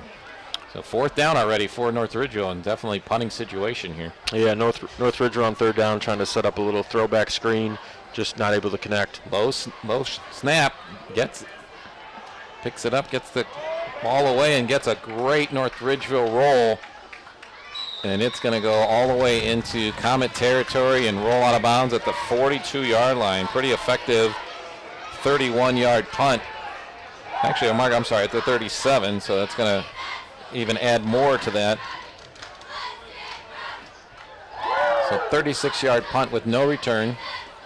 And with 4:07 to go, the Comets get the ball back, still looking to get on the scoreboard here. Yeah, we'll see if they can put something together here going into halftime and kind of put some positive momentum together. Their defense is hanging tough, as we said, but this offense needs to prove they can go down the field and score. I like seeing the nice special teams work today. Of course, North Ridgeville's already made both of their PATs. The punt work has been great by both teams. And now this is the Amherst punter, also known as their starting quarterback. Cole Norris taking the snap, throwing right, and ball's knocked down by the Rangers' defensive front. As a flag comes out as well. I want to say for the Rangers that was Ashton Cassetto who got his hands on the ball. I saw a flag came out. Was that just a marker? Because usually that marker doesn't come out unless the ball is fumbled. That was just a tip pass, so maybe a little mechanical error by the official. But 2nd down for Amherst. Norris looking right. Pump fakes and now wants to throw deep. And he's got a receiver down there. I thought he might have stepped out of bounds, and he did. And that's why the official doesn't have his hat on. Coming down with the pass is Tristan Young. But I think this is going to be called back, because you can't be the first person to touch the ball after you go out of bounds. And it looked from our angle that Young was out, and the hat came off by the official. So they're talk about what the resolution's going to be. They're already moving the chains on the other side of the field in the 1st down territory. They're going to put the ball to 34, I believe, if the play counts, and it is going to count. So discussion by the officials, and my best guess at this point is that actually one of the Ranger defenders touched the ball before Young did. So that's going to make this a big 29-yard pass play. Well, now they're moving the ball even further up. We'll put the ball down at the 28-yard line, so that makes it a pass play of 35 yards. By far the biggest play of the game by either team. And the clock starts running again with 3:52 to go in the half, and Amherst driving here. Norris, the snap, looks right. He's got Fisher, catches the ball, breaks through a tackle, and gets a couple extra yards before he falls out of bounds. I'm going to mark that one at about the 25, so a gain of 3 on that quick pass play. Yeah, Amherst starting to get their passing game going. Any thoughts to you on that play, though? Because obviously the official doesn't take his hat off unless there's a reason for it. Yeah. I thought he went out of bounds, so... Yeah, I can't decipher what they saw unless, like you said, they thought a North Ridgeville player touched it first, or... And there wasn't a lot of reaction from the Ridgeville bench. It's happening right in front of the Ridgeville bench. You see the coaches pointing out what happened before, but once they explained what they discussed, play went on, and Amherst going to get back 5 more of those yards anyway here as they get another penalty. Penalty-free first quarter, but now both teams have had multiple penalties in this quarter. And Amherst certainly wants to get on the board before halftime, so they don't want to be pushing themselves any farther back than they have to. Yeah, got to try to finish the drive, protect the football, don't throw it into harm's way. And this North Ridgeville defense, again, they're kind of bend but don't break this year.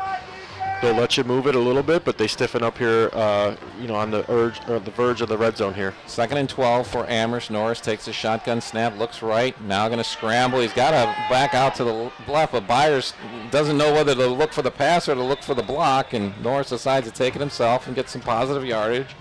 Gets it back to about the 24-yard line for a gain of 6. And Norris making the best of it with his feet there. Byers kind of left in no man's land there because he's like, do you want to toss it to me, or you want me to turn around and block? Yeah, nice decision by Norris not to force anything. Keep it, try to get it as positive yards. 3rd down play, though. This is a big one with 3:34 to go in the first half. Jump motion by North Ridgeville, and this is where they're going to give them 5 yards back, it looks like. Unless the Ranger coaches are trying to convince them that someone in a white jersey moved first. So discussion from both line judges coming in. And the call is illegal procedure. So that one's going to go on Amherst and knock them back behind the sticks on 3rd down. Rebecca Ann is filling us in with some other scores from around the Southwestern Conference. Olmsted Falls just rolling with their offense. They did a lot of damage the last couple of weeks, and they've already got 28 points in the first half put up on Midview, 28-13 on that one. And Avon has scored another touchdown to go up 17-0 in Avon versus Avon Lake. Hey, we've got the best game going here so far. I like to have that here. Glad to have you with us here on the YouTube channel. Thanks, Rebecca Ann, for keeping us informed. Norris at the pass, looking right, looking for the end zone. He's got a guy. What a great defensive play coming across at the last minute for North Ridgeville's defense. Did you get a number on that? Was that Clark again?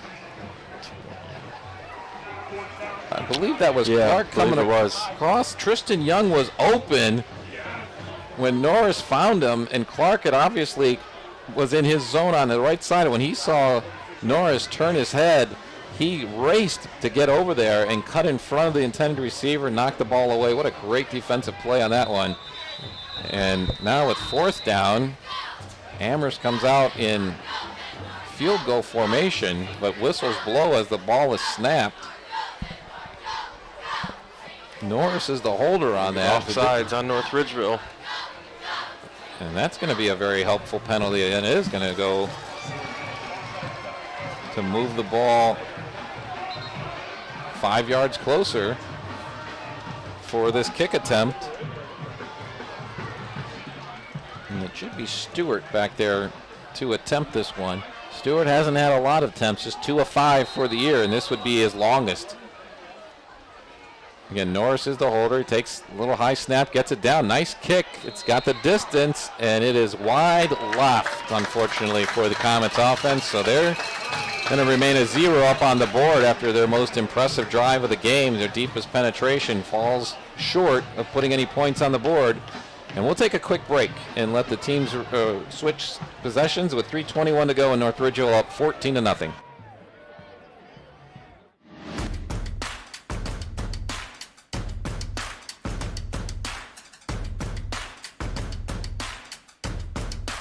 Thanks for having us on this Friday night. It's Lorain County Sports Network, where we have North Ridgeville and Amherst. We're in North Ridgeville, where the Rangers are up 14-0 and have the ball 1st and 10. Watchorn throws out on the right side. He's got a receiver, and they're going to call that incomplete. Austin Young had his hands on it, but as he tried to turn upfield, wasn't able to kind of pull it in. The official right there in front of him rules immediately. Incomplete pass, and the ball come back to the 20-yard line. Yeah, interesting to see how North Ridgeville kind of plays this. Obviously, plenty of time. You certainly don't want to do anything to jeopardize the ball or give the ball back to Amherst here. So plenty of time, though, to get their running game going. They can produce big plays with that as well. Watchorn still in at quarterback for North Ridgeville. Our defense got a man in motion, going to hand it to him and try to go around the right side. Gets a block and then turns the corner and gets upfield to the 30 for a 1st down. I believe that was Anderson getting the end around. His first carry of the game. They played great. And a 1st down for North Ridgeville. Stops the clock at 3:10 to move the chains. You know, interesting, North Ridgeville, Watchorn is the backup quarterback this year, but he has done such a great job the second half of the season. Was the starting quarterback last year. Swain would be a starting running back on a lot of teams.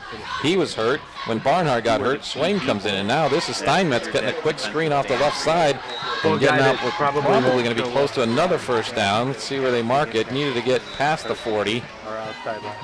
And now we're going to get an official's timeout as we've got an Amherst Comet injured and down at about the 30-yard line.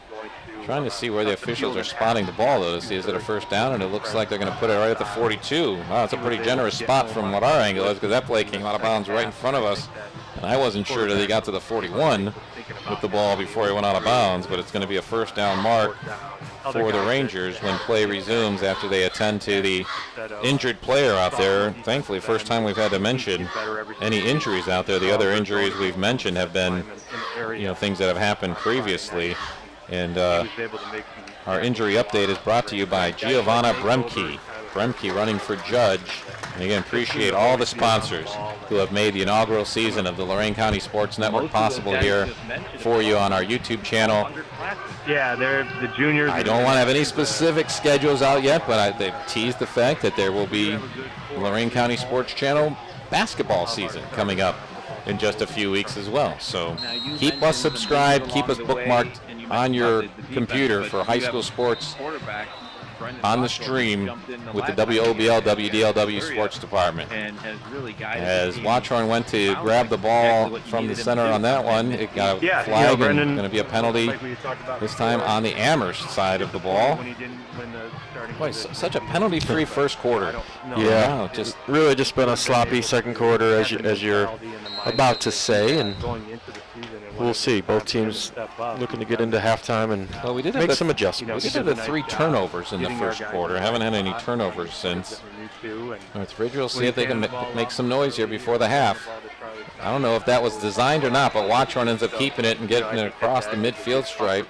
Actually, going to put him down just shy of it as his knee went down before he fell forward. And now we've got another Amherst Comet staying on the field after the play, and whistles blowing to bring out attention for him with 2:39 to go in the half. It's North Ridgeville 14, Amherst nothing, and North Ridgeville trying to move the ball here still in the first half to see if they can put anything more on the board before we go to break. When we do go to break, we invite you to stay with us for that. We'll recap the first half. We'll have stats courtesy of both Alan Januzzi, CPA, as well as my partner Mike Rush, putting together numbers for you. And then I've already know we go to door 31 to get the hot dogs at halftime, and we will rate the dog before action resumes in the third quarter. Andrew Bauman is out on our video platform, for lack of a better word. He's outside, but unfortunately for him, he's covered. We did have some light rain going. Looking at the crowd out here, because we're obviously covered, that there was a couple of umbrellas up early. Those are gone. The radar certainly just scattered light precipitation throughout the evening, and that it would probably end by halftime, and maybe it ended a little early as that's Caden Reed, 5'10", head coach Brian Morgan, junior defensive back, gets to his feet and going to go off under his own power. So team that was already a little lacking on the injury side because of the injuries on the offensive side just had a couple of defenders walk off with getting banged up here. So North Ridgeville going to try to take advantage of it as they come back out with a 2nd and 3 situation, 2:39 to go. First half, snap comes to Watchorn. He hands off over the left side and getting a few yards and getting enough for the first down. It's been tough. Like you said, we had a big win. It's going to be Joey Wilson with another carry, wrapped up by Mason Fisher, but he did get the first down and mark it out to the 47, so a gain of 6 on that one for North Ridgeville, and another first down. Yeah, and this has kind of been the formula all season for North Ridgeville, running the football, playing good defense, playing keep away, and winning the turnover battle. And you've seen it all in the first half. Clock is stopped still at 2:19. Handoff is to Wilson, and he gets some room and gets into the second level, and he's none like guy to beat and making a touchdown saving tackle there at the 29-yard line is Ashton Draga, and he gets up a little wobbly after pulling him down at the 29-yard line, but a good enough for an 18-yard run and another North Ridgeville first down. Clock stops for this one for the change to move at 2:06 and is moving again here as we get underneath the 2-minute mark. First half from North Ridgeville. Steinmetz in motion, and he gets the quick pass out on the right side and gets some room out, trying to turn the corner, and he gets all the way out to another first down for the Rangers. Again, good tackles in the secondary by the Comets. I think that's Den out there pulling them down on that one, but the yardage is piling up for the Rangers as they're now down to the 18-yard line, so that'll be another gain of 11 on that pass play, and 3 first downs in a row for the Rangers offense, trying to score before half. Yeah, we talked about Steinmetz. He's got to be one of the more versatile players. This time Watchorn pumps and then throws, and that one's going to fall incomplete.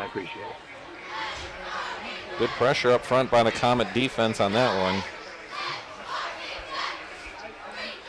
Another feature of the North Ridgeville Rust Box, which I'm sure is good aesthetically and to keep that morning sun out, but the tinted part of a night game does not make it easier on the broadcasting crew.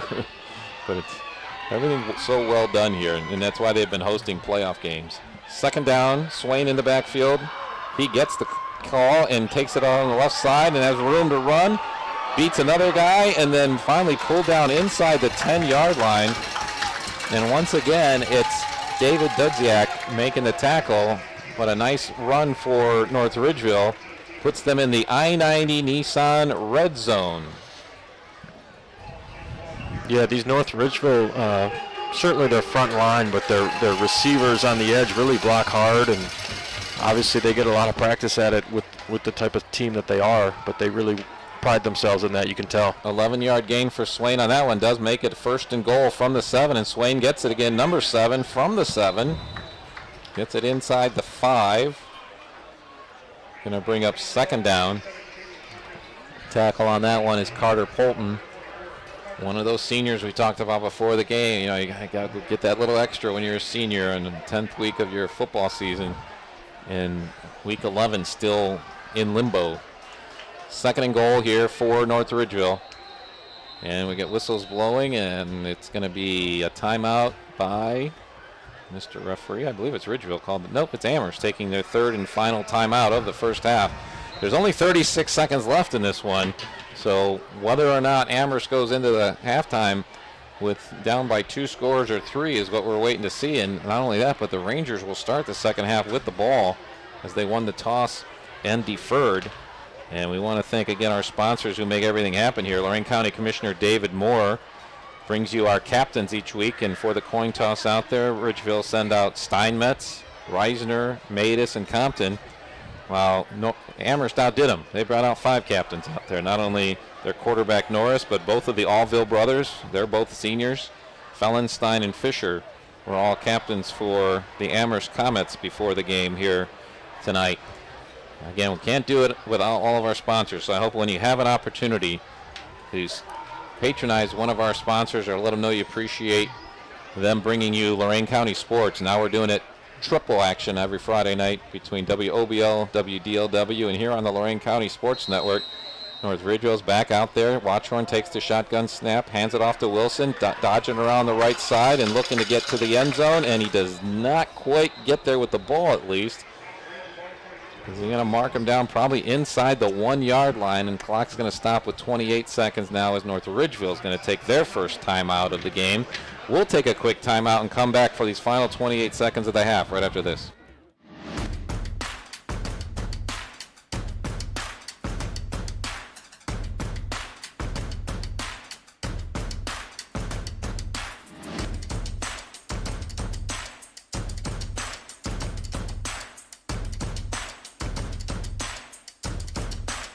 Thanks for having us on this Friday night. It's the 11th play of this drive is about to come up here, and it's North Ridgeville knocking on the door. I already have a 14-0 lead here in the first half. And I mentioned a couple times during the game that Amherst run defense has done an excellent job, and it still can't take that away from them because there's been a couple of key pass plays that Ridgeville has used to get down here, and you're certainly not going to throw shutouts or anything like that. It's the Amherst offense that is down a couple of their skill players and having a little trouble making sustained drives. North Ridgeville trying to take it in. It's Wilson in the backfield, and he gets the ball, goes right up over the middle, and this time he stops short again. Going to be just inside the 1-yard line, and with the clock under 20 seconds, North Ridgeville's probably going to have to take another timeout. It's going to be 4th down. Do you kick the field goal, or do you try to punch it over the line one more time? They're going to let the clock run down inside probably 6 seconds before they call that timeout. Or are they calling that timeout? Finally, the whistles blow. I was waiting a little long there as we're down to under 2 seconds on the game clock out there. This is one of those clocks, too. They got all this new high tech, but these clocks run off of Wi-Fi. And this happens in both basketball and football. And we see the lag between when the clock's moving. All of a sudden, it'll look like the clock stopped, and then it'll jump a second and a half. And one of those ones where modern technology, and yet I don't know that we're doing better than we ever did. Also wanted to mention tonight, Amherst not only having a kind of a comeback year football-wise, but they've got some other great sports going on in the fall so far this year. Their girls soccer team had a sectional win, and will have to go against Avon Lake to try to win the sectional next week. Last Saturday, the Amherst Cross Country boys won the Southwestern Conference Championship, and they're going to get into the state rounds tomorrow as well. So congratulations to them and the Amherst volleyball team doing well this year. North Ridgeville's football team trying to see if they can end this half with another score. It's guess who? Charlie Steinmetz walking it into the end zone off the pitch from Watchorn as time expires here in the first half to put North Ridgeville up 20-0 over Amherst. We will stay here if you have the extra point attempted. It's an untimed down anyway, and then that's the way this half's going to end. Yeah, what a perfect drive, really, by North Ridgeville, capped off by the touchdown there. They take the entire clock, they punch it in, they get the ball to start, as you said, and for Amherst, kind of a back-breaking, play there going into halftime. Kick is up, and it is good. 3 for 3. For DeShazo on his kicks for the North Ridgeville Rangers, and that's going to complete the first half here in North Ridgeville. The Rangers knocking on the door of getting a possible second home game of the playoffs. That's what's at stake for the Rangers, and why they're going to come back in the second half and try to keep the pressure on. Meanwhile, we've got a group of Amherst seniors that are going to try to go out with as much of a bang as they can and still have the opportunity to possibly squeeze into the playoffs themselves. So lots still to play for here in North Ridgeville. That scoring drive for North Ridgeville went 80 yards in 3 minutes and 21 seconds. Took up 11 plays, helped by a 5-yard penalty. Well, they had a 5-yard penalty.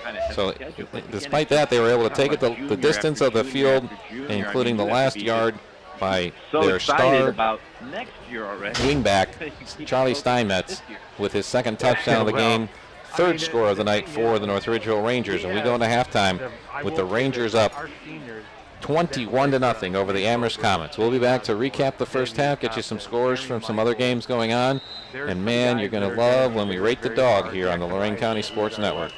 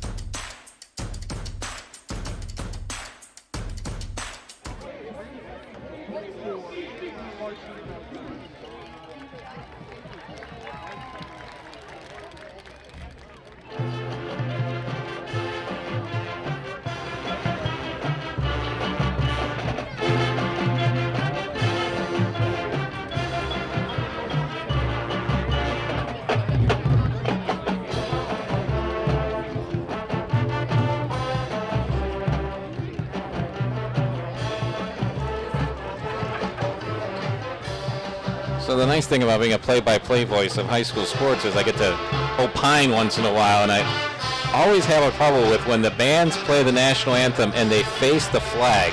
And you could hear in the pregame show, I had trouble kind of picking up because all of it's facing that way. Beautiful to hear the Amherst Marching Comets playing for us here at halftime.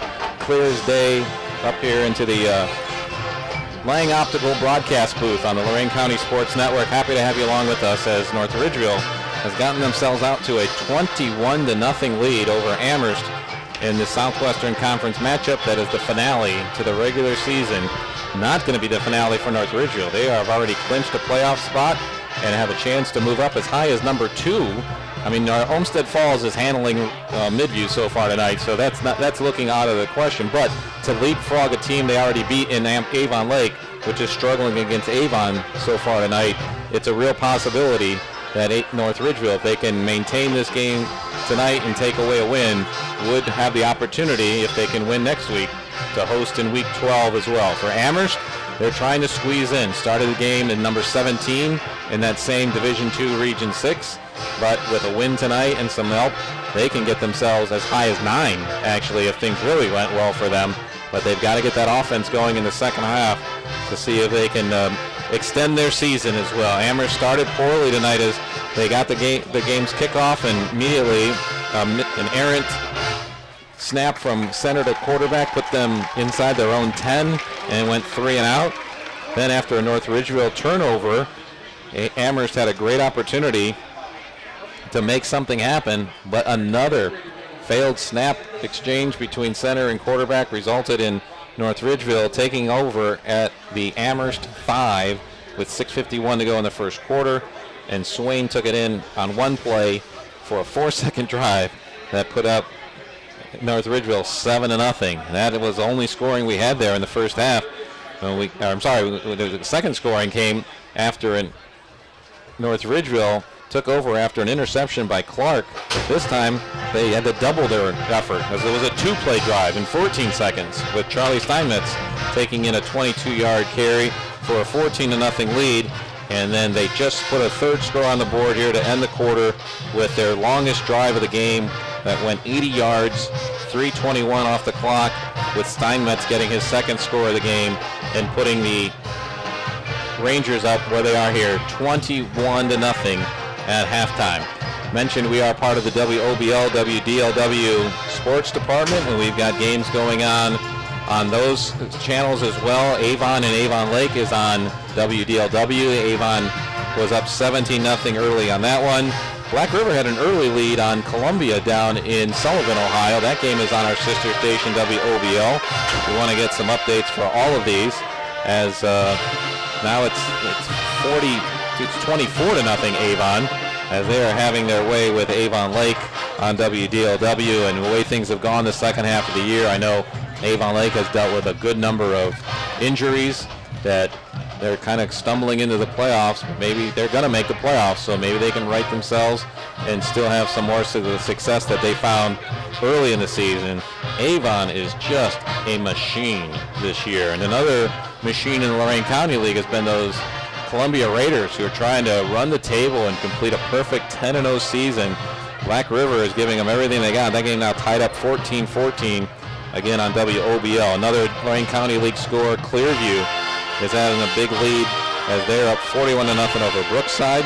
Firelands is out battling Wellington, and Keystone and Oberlin are locked up. Thankfully, Oberlin able to get back on the field after they had to have a game missed because of all the injuries they've had. Firelands is now up on Wellington, 7-0 in that game. Keystone has a 14-6 lead over Oberlin. And another game we're keeping a big eye on in the Great Lakes Conference is Westlake is up on Elyria Catholic right now, 13-7. Area Catholic, another one of those teams fighting for playoff position. Fireland's going to be a playoff team. Columbia, Clearview having one of their best seasons in a number of years out there. Things are looking bright, and our playoffs will continue on WOBL and WDLW. So we invite you to be listening next Friday. Again, another switch up by the Ohio High School Athletic Association. All games next week will be on Friday. So unfortunately, we'll only be able to carry 2, whereas in other years we've done 4 games on week 1. So I'm not sure what the rationale is on that, but out of our control, but making sure you'll be listening to both WOBL and WDLW next Friday. This is the Lorain County Sports Network. We're at halftime here in North Ridgeville with the Rangers up 21-0, and we're going to take a quick break. When we come back, we'll get a snippet of that North Ridgeville band at least, and Mike Rush will be filling us in with stats that made up this first half. Glad to have you along with us. North Ridgeville 21, Amherst nothing, week 10 of the Lorain County High School football season on the Lorain County Sports Network.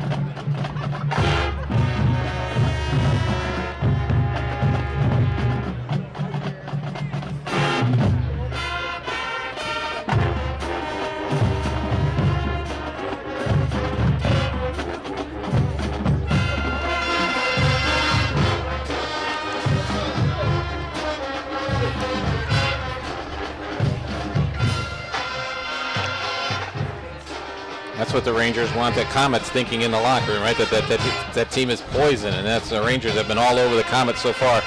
Up 21-0 here at halftime. I always like the Rangers uniform, so it's nice to know that their sound can match their look. This great flag team in the back and the majorettes on either side of the setup here. So beautiful night for football. The rain seems to have gone away. I see a couple of umbrellas back up in the stands, though. That light mist has kind of been off and on tonight, as they're only kind of negative weather, and it hasn't really affected the play at any extent tonight, as we're still at temperatures in the mid-50s as senior night and pink out here in North Ridgeville.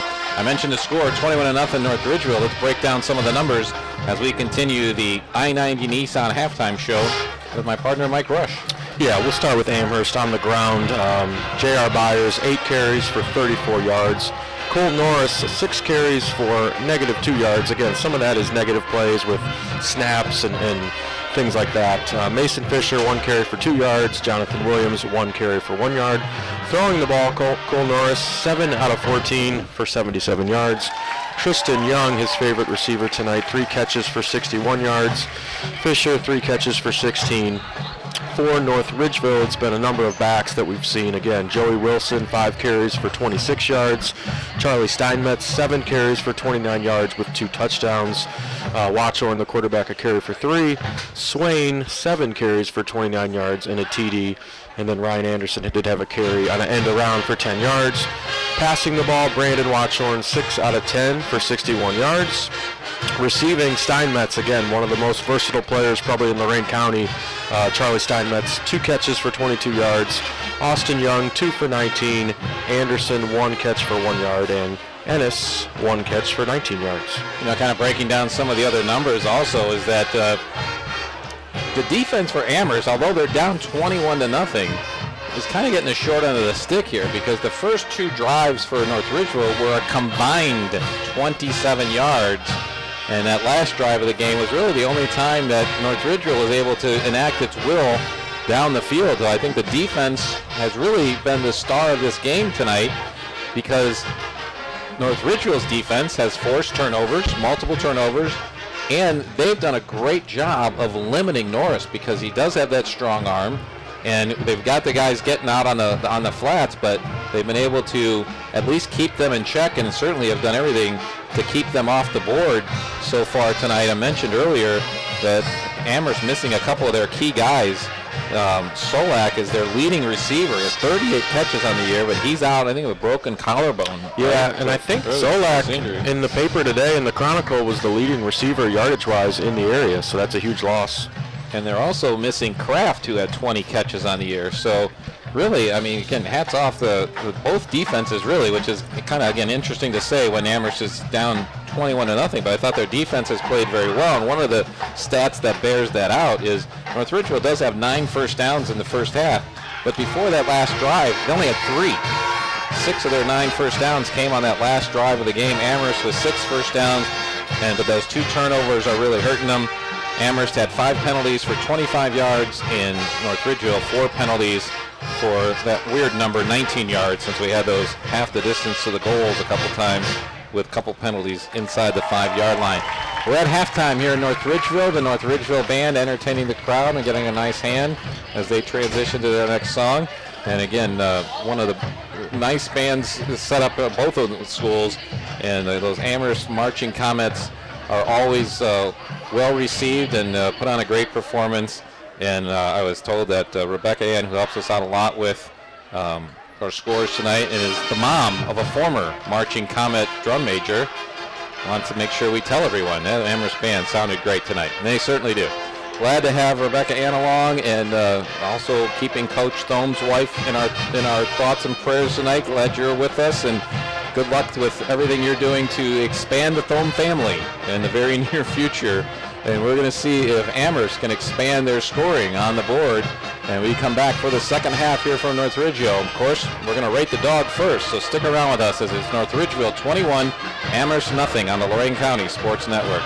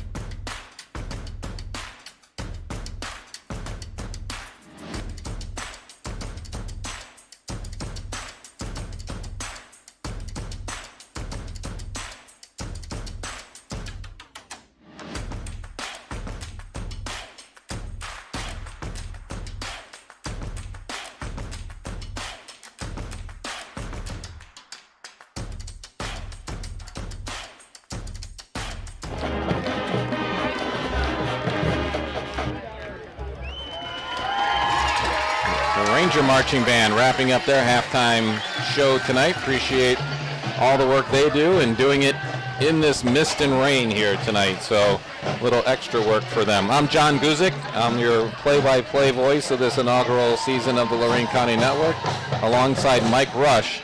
But it's not just us out here. It's a whole group effort. We appreciate Gary and Renee Tollett, the owners of WOBL and WDLW, who have allowed this creation to happen and expand. And all the help back in the studios with Big John and Tracy, our engineer, and of course Don Vincent, our sports director. Dave Rivera is our assistant sports director, and he's going to be with us after the game on both of our radio stations with a comprehensive post-game show. But now that it's halftime, we got to bring in our co-workers here, because we need to hear from them to rate the dog, as we do this every game, brought to you by Brian Victor of Howard Hanna, where Brian says enjoy the game. And Edwin Vereen is our on-site everything here tonight. Edwin, glad to have you along with us, and your contributions are immeasurable. Appreciate everything you've done to make this first year happen. All right, so this hot dog here, I'll give it a 4. North Ridgeville with a can't miss hot dog 4. It was flavorful, and of course, the bun was nice and soft and well prepared. So, yep, I'm giving it a 4. So he comes in with a 4. You know, I just like them all. So I'm coming in a little lower. Probably a little, like 3.5. They're all good. I love them all. Appreciate being able to sample the works of the concession stand there, because all those workers down there are all volunteers trying to raise money to continue on and invest in the sports programs here. So 3.5 from me. And Andrew Bauman is our videographer. He's out on the ledge tonight. How is the weather out there, first of all, Andrew? I mean, it's not fantastic. It's definitely rainy. It's pretty cold, but you wouldn't really know it judging by how they're playing on the field. But for me, I'm giving that dog a 4. All right. Oh, my God. I'm taking Ed's lead here. A positive 4? No, yeah, I was waiting for, if you haven't joined us earlier, I was waiting for Andrew to come up with a negative on one of these anyway. So, but he's being generous tonight. So a 4. So it's going to come down to my partner, Mike Rush, to chime in with his angle on this week's hot dog. Yeah, I'm going to go with a 3. If anyone watched me eat it, they would have thought it was a 10 out of 10 for me, but I'm going to go with a 3. Best part for North Ridgeville football fans is next week they get to make more hot dogs because they're hosting a home playoff game. So, good point. That brings us to a 3.63 on the average. So that's going to put them right in the top tier of the hot dogs we've had this year, and we appreciate everyone who's made a little fun, including our friend Brian Victor at Howard Hanna. So many of our sponsors have just been great to us all year long. Score updates throughout the evening brought to you by the Nord Center, where they're transforming lives together. And I think, Edwin, you have a few other scores you can share with us for the updates before we go back to the second half of this one. I have some few scores here. We have the Avon Eagles 24 over the Avon Lake Shoremen to 0. Then we have the Berea Mid-Park leading Elyria 28-3. Columbia and Black River are tied at 14 each at the half. And Olmsted Falls with a commanding 35-19 lead over the Midview Middies. Well, I wonder what a Black River win would do for their playoff, because they would have so many secondary points if they can manage to take down Columbia. So a lot at stake at that one. Appreciate, Edwin, everything you do, and extra scores here at the half. And, everyone looks forward to that. These last week games, and I know athletic directors and coaches struggle with that too, because you have games like St. Ed's playing Hoban tonight, and obviously the Avon Lake is always a big rivalry. But when you have to play that in week 10, you're always going to end up being a little bit more banged up going into week 11, and that's kind of the trade-off you have there. So I don't know, where do you fall on that, Mike? Well, what's it better? Yeah, it's not only the physical part. I think it's the mental part, the emotional part. To be able to get up and then get up again for the playoffs. So interesting change in that Avon Lake rivalry. Moving to week 10, and we'll see how those coaches, feel about it in the future. But, certainly a lot of different angles you could take to it. Well, you mentioned that because I talked to Coach Thome about, the fact that from the outside, I see it somewhat of a roller coaster as they started really strong, very fun, struggled. But you mentioned emotion. Last week, they obviously had Avon. Not only had to get up for that, but got up for a big time. And that game went well towards halftime with a lot of questions of what was going to happen, and Amherst gave everything they had to put one of the best teams in the state on their heels, and there has to be some type of letdown on that. And now you're coming back for week 10 and want to be able to finish strong and like I said, still have a chance to squeeze into the playoffs, and it's hard to do that. I mean, no matter at what level you play, let alone teenagers trying to make their way through, a lot of them their first varsity action of their entire lives. And they got all these, different things going on from week to week. So we'll see what will happen. I mentioned North Ridgeville is going to start the second half with the ball. They won the toss to start the game, but deferred, and were able to get the ball back quickly, as that first drive of the game was a 3-and-out by the Comets. And now And North Ridgeville's offense just had their best drive of the game, going 80 yards in 11 plays for a touchdown. And they get a chance to really try to put this game away if they can do something with this second half kickoff. Now, for some reason, they're letting the clock run down. I know they add 3 minutes to the 20-minute halftime and all this stuff, but once the teams are ready to go and have had 3 minutes on the field, which I believe they have, let's play. So officials now waiting for the scoreboard operator to reset the clock to 12 minutes, and we've done that, so we should be able to get ourselves underway here. It's North Ridgeville, Week 10, and it's the inaugural season of the Lorain County Sports Network. North Ridgeville is going to do they're always a run-first team, but they're with the 21 in the lead. Absolutely. I mean, this game is perfect kind of for them to lean into their running game, secure this victory, hopefully for them. Try to get out of here as healthy as possible and work on whatever you need to work on. So it's coming back to the 9-yard line, and it's returnable and getting in some field position and getting an extra block and some room off the left side is North Ridgeville. Andrew Ennis took the ball at about the 9-yard line, and North Ridgeville is going to start this second half with their first drive well into Amherst territory. This is going to be marked out at about, now they're bringing it back a little bit here. I think they're going to mark it at the 45-yard line. Yeah, big return by the Rangers. Another added element to their team is, special teams and getting explosive play in the kick return game. 46-yard return for Ennis. That's always a fun play when you're the guy with the ball. There's a handoff to Swain, and he breaks back to the left side, and he's got some running room and goes out of bounds close to first down territory. But that's exactly what North Ridgeville wants to do, is put Amherst, they drive down, take up the entire last 3:21 of the first half, and then come out putting pressure on Amherst defense as now the ball's at the 33 for a first down for Swain and a 12-yard gain. And North Ridgeville wants nothing else to do but keep driving this down the field and try to put even more distance between them and the Comets. Watchhorn takes the snap, hands it off to Steinmetz, going around the right side. You can now see in the lights, actually, the waves of rain are getting a little bit heavier than we've noticed throughout the night. Although the radar was starting to be a little more scattered. Not going to make it easier on a team like Amherst that needs to throw the ball here in the second half to try to catch up. 1-yard gain on that play. 2nd and 9. Motion man is Steinmetz, of course, and he's going to get the quick pitch pass on the right side and breaks the tackle and now cuts back inside to the numbers and gets pulled down a little bit shy of the first down. Going to get a gain of about 7 or 8 on that one, and they'll mark that one right at the 25, so it's going to bring up 3rd and 2. Yeah, and we talked about North Ridgeville and their playoff hopes and kind of what to expect, and I feel like they're a team that's built really to make a deep run with the style that they play, the way they run the football and play defense. Watchorn hands off to Swain, looking for some room around the left side, and he gets it. Still on his feet, inside the 10, going for the pylon, and is he in? Touchdown, Swain. His second of the game. We've got a flag back at the 19-yard line, though, that might be bringing this one back. Let's see. Referee is Kerry Kemp, and he says that's a block in the back on North Ridgeville, so I'm going to bring that back not from the 19. So if that's where the marked off from, that's going to be a gain of 6 only on this. That's the second time Swain's had positive yardage and brought back because of penalties. So gain of 6 to the 19, but going to bring it back to the 29 with their first penalty of the second half, and still going to be 3rd down for North Ridgeville. Yeah, we talked about North Ridgeville being so physical and blocking, and sometimes you need to be a little smarter as well to not give away these big gains that you're getting. Still Swain behind Watchorn in the backfield. Steinmetz in motion, and he's going to get that quick pass out there. That one he had both hands on it, but it was a little, kind of had to reach for it and above his head. And obviously we talked about it's a little wet, so that one falls incomplete and going to bring up 4th down now.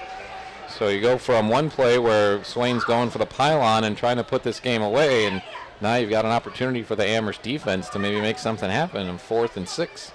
Yeah, and again, we talked about kind of the future and playoffs, and certainly all those things get magnified week 11 and beyond if you're fortunate enough to move on. Watchorn takes the snap, going forward here on fourth down, looking back left to set up a screen to Swain. He's got it, but it's blown up immediately. And for Amherst, that's Jeff Reichert. We have called his name numerous times of getting to the ball. Pass is complete, but well short of the first down. So North Ridgeville, their first drive of the game, starting in great territory after a wonderful kickoff return. He gives the ball up on downs, and the ball will be placed at the 28 for Amherst's first drive of the game of the second half, and trying to get back in this game. This game's far from over. As we know, the Amherst offense can be explosive, and especially when you have a team where, like, talking about two of their top receivers are out, you get more reps in here live in the game, and it can get things rolling here in the second half. They're going to try to put some pressure on the North Ridgeville defensive backfield. 10:22 to go, third quarter. Norris takes the shotgun, looking over the middle, has a man, but the ball popped up in the air and falls incomplete. Malik Abu Saleh getting in on the defensive action there to break that one up and bring up a 2nd and 10 for North Ridgeville. You've talked about this numerous times tonight, Mike, but what a strong arm from Norris. Yeah, strong arm, and sometimes it might be a little too strong for some of those receivers with the slick conditions. But again, big time arm by Norris, and there's a reason why Coach Thome called him the best quarterback in the area, in his opinion. He's giving his receivers instructions, and they go out 3 to the left, 2 to the right, all by himself in the backfield. He's got some time now, pressure, throws over the middle, and it's actually in the hands and broken up of Brent Leinerth. Brett is not a guy we've caught a lot today, and if anything, Norris undershot his intended receiver and hit Leinerth right in the hands. And then all of a sudden we're at the third down already for the Amherst Comets offense. Yeah, and we talked about making Amherst one-dimensional back at the beginning of the game, and certainly the scoreboard kind of contributes to that right now, down 21 in the second half, but this North Ridgeville defense can kind of pin their ears back a little bit and try to get after Norris. Yeah, last time that was 73 Ashton Cassetto putting pressure on Norris as he threw it. Here's a pitch, and it's going to be a throwback to Norris, and it's covered up quickly by the North Ridgeville defense. They were not fooled at all. Nate Bober over there to blow that up, and I almost thought that I think what it was actually a forward pitch, but then when he threw it back, it was legal because it was a lateral going back to Norris, but then blown up and didn't get any more than the 32. So that's going to be a short gain for Amherst and a 3 and out, as Norris will drop back in the punt formation. Tough to do in this weather, and he gets it away and goes to the right. This time he hits at the hash mark at about the 40, gets a good Amherst roll, and goes out of bounds, it looks like, at about the 33, 34-yard line. So 34-yard punt by Norris. Gives the ball back to North Ridgeville, and still a 0 up there for the Amherst offense with 9:22 to go in the third quarter. Yeah, and talking about Coach Thome, again, from Amherst, a little bit more into his background, coming over from Lakewood, where he did a really nice job there. He's a defensive guy. He played at Nordonia High back in the day and was an assistant at Stowe, and he's really doing some great things here. North Ridgeville back with the ball. Flag comes out before anyone can do anything for the Rangers offense. Came from the referee, Kerry Kemp, and he saw motion by the Rangers offense, so they're going to push them back 5 yards as the rain keeps coming down here. A referee crew brought to you by Justin Miller Esquire, serving your legal needs. I mentioned Kerry Kemp as the referee. This is one of the few games we've had here where we've had a full 6-man crew. And I know in some of the other games, even at Ed's Hoban game, a lot of times they're going to use even an 8-man crew at times, at least 7. But nice to have the guys out here having both an umpire and a center judge. Watchorn fakes the handoff and then tries to hit a cutting Perry Dixon coming in on a slant from the tight end slot, and that falls incomplete. So first goes backwards 5 yards on the penalty, and an incomplete pass, and all of a sudden 2nd and 15. As this third quarter kind of struggles along, definitely enhanced by the weather, I'm sure. Yeah, we'll see how many pass plays North Ridgeville attempts from here on out, but definitely want to work on those plays in these conditions and see kind of where you're at if you can execute. Steinmetz going in motion behind the quarterback again, gets the pitch coming around the right side. White jerseys, good pursuit, but Steinmetz is able to get some positive yardage out of there. Almost back to the original line of scrimmage as he gets tripped up at about the 32, so a gain of 3 on that one. Going to bring up 3rd and long, and this is again an Amherst team. They want to win a field position battle here if they can, to be able to put some points on the board. And again, if you're just joining us, apologize for the slams in the background. This is a well-built North Ridgeville press box, and we're on the southern end of the main press box next to a door that closes very thoroughly. Here's a run up the middle, going to get a few yards and out past the 40, but still going to end up being short of the first down on this one. Steinmetz, the carrier. Going to put it out at the 41, which will give him a gain of 9, but going to bring up 4th down and a pretty apparent punting situation for the Rangers. Yeah, and with the way your defense is playing for North Ridgeville, easy decision to punt the football and, play defense. It's an easy decision, but when this weather, it's not easy for the punters. Not much wind, but it kind of like get a little breeze of a gust here and there.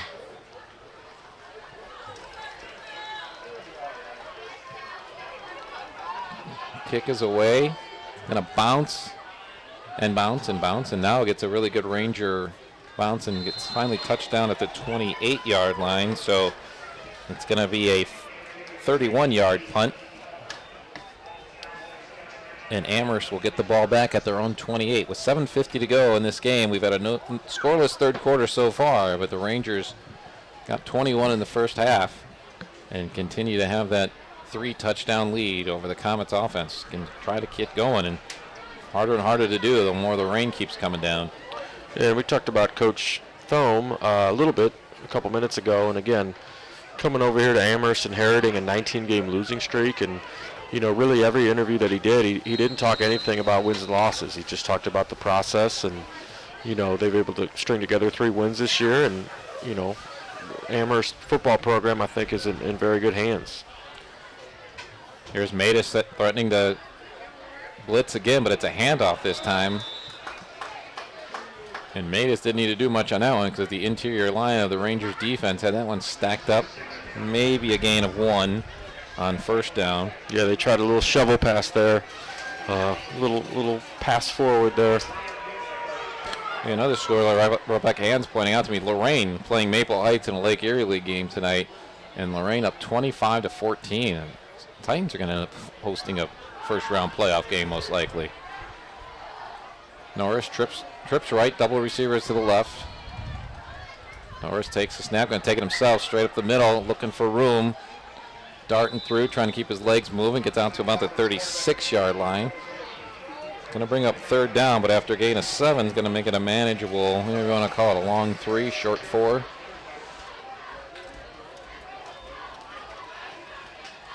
Norris right under center, going to keep it himself, trying to get that first down. He's got quite a while to go, and I don't think he's going to get anywhere close to the first down. It's an interesting play call for being 3rd and that long. If they're looking at it as being 4-down territory, they might not be worried about, if you're the Amherst Comets, of getting to the first down on that particular play. But North Ridgeville does a great job of stacking it up. And they're going to place it at the 38-yard line for a gain of 2 and bring up 4th and 1. And I got to imagine right now they're keeping the Amherst offense on the field. Norris is the punter, so he can drop back at any time. Our Pooch kick it. And I think they're going to go for it here. You got nothing to lose. Under center, he hands off the right side. Good push by the North Ridgeville front line. Going to make it very, very close here. It was actually a little bit less than a yard to gain to keep the drive alive. Of course, the Rangers pointing one way, white jerseys pointing the other way. All of them getting a little damp the longer they hold their arms out. Yeah, it's going to be close. We'll see if we get a measurement here or not. Yeah, this is one of those ones where I think it was placed down, though, at the 29. So you either made the line to gain or you didn't. And looking at where the ball is, it's going to be extremely close. So official timeout on the field. They're going to bring the chains out. We don't see this a lot that much in high school football, except last week with the Sandusky Bay. I went to the Sandusky Bay basketball officials meeting on Monday out at Cedar Point Sports Center. I didn't want to bring that up, though, in that game. There's a crew from that association. that had what did we have, like 3 or 4 measurements last week, right?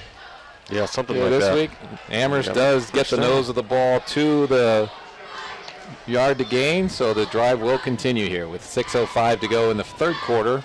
Amherst trying to get on the board. Down here, 21-0. A lot of time left in this one, and Amherst has that offensive firepower and strong-arm quarterback to try to get them in. Yeah, Amherst going to go empty here. We'll see. See if they can get their short control passing game going. Norris, quick pass out on the right side, and that ball goes through the hands of his intended receiver, falls to the turf. That's Mason Fisher was the intended. Immediately brings up 2nd and 10. Do you need a little more touch on that one, or is it just too much of the mist and drizzle that's making it hard to pull that in? Maybe a combination of both of those things. It's such a close pass. You want to take a little bit off of it, but again, it's slippery as well, like you said. Back to the line of scrimmage. Under center with second and 10.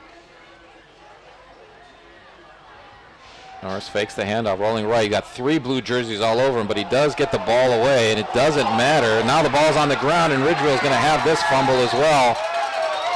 I think it was Xavier Compton again who was helping to bring the receiver down and force the ball out. And we had 2 more blue jerseys getting in there to get on it at the 44-yard line. Yeah, very close. I thought his knee was maybe down, but again, it happened so fast. You obviously have to give North Ridgeville credit for forcing the ball out. Going to be the 3rd turnover. Interception thrown by Norris. We had a snap go over Norris's head, and now we've got a receiver dropping the ball. 1st and 10 from the 43.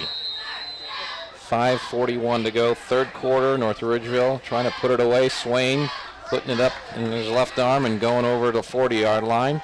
Yeah, North Ridgeville showing a little bit of a wildcat look here, or direct snap to Swain. And Tyler Dennis, 33 for Amherst, getting in on the tackle there. And Swain's one of those guys, still fresh legs, because this is only the 3rd game he's played in as he was recovering from an injury for the bulk of the season. Comes at the perfect time because Barnhart's almost back. He might be back next week. Cole Miller still might be back, and this is still shotgun for Swain. Taking it himself, picking and choosing around the left side, getting it about to the 36-yard line.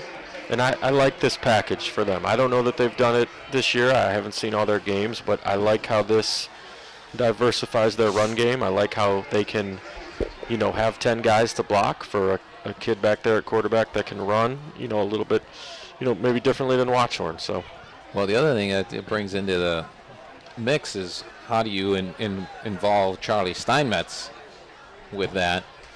And now we're going to go back to their regular formation with Watchorn taking the snap and handing off over the left side. And guess what? It's Charlie Steinmetz getting it down for a first down and down to the 25-yard line for a gain of 11 and a first down for the Rangers. Clock stopping here at 4:25. And now we've got whistles blowing. And official going over towards the Amherst bench to communicate something as an Amherst player goes off. I think we might have had an equipment issue that the player had to come out, or they were checking to make sure he wasn't hurt. Either way, clock would stop for the first down. Yeah, the other thing you got to look at is Cole Miller. We assume he may be back at some point, but he may not be. So you have to have that contingency plan as well moving forward. So, well, the more weeks Ridgeville plays, right, the more likely it is to come back. Here's a run over the right side, and I think that's Wilson breaking through and biting out to the left, to the right, and then cutting back up at the hash mark and getting inside the 5-yard line. Great run, darting in and out, and then forward. And unfortunately leaves a Comet defender down on his back at about the 18-yard line. So Wilson takes it down to the 4. That's going to be a gain of 21 and another first down for North Ridgeville. And unfortunately, this is at least the 3rd time this game we've had an injured Comet on his back on the field. So we hate to see that out there. Again, thanks to everyone who's been a part of this broadcast, this streaming throughout the entire year. including our friends at Nick Abraham, Elyria Ford, buyabraham.com. They bring you our Golden Helmet watch list. I mentioned earlier this Charlie Steinmetz guy. He's not even on the watch list this year because that's a senior award. And so we'll be talking about who is going to be considered for that, because this Cole Norris guy for Amherst is also a junior. He's going to be back next year as well. That's Baylor Gross, who's going off under his own power to the Amherst sideline. So hopefully he'll be all right, but walking a little wobbly out there as he's one of the big guys up front for the Amherst defense. 6'2", 290-pound senior. And hopefully that's not the last play of his high school career. North Ridgeville back out on the field, 1st and goal from inside the 5. It's the I-90 Nissan red zone. Wilson behind Watchorn, gets the snap, and he's met immediately in the backfield. Great defensive play as Mason Morales comes in to bring him down for tackle for a loss.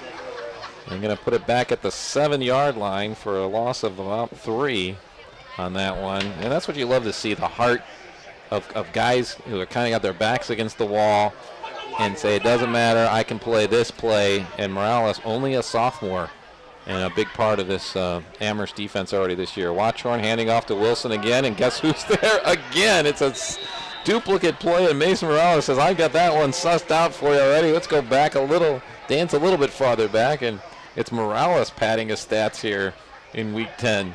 And push it back outside the 10-yard line, another loss of 4. Yeah, great to see Morales just kind of beating the blocker right across his face and ripping through to the backfield for his 2nd tackle for loss in a row. And like you said, this Amherst defense has held up well, all things considered, here tonight with the positions that they've been in.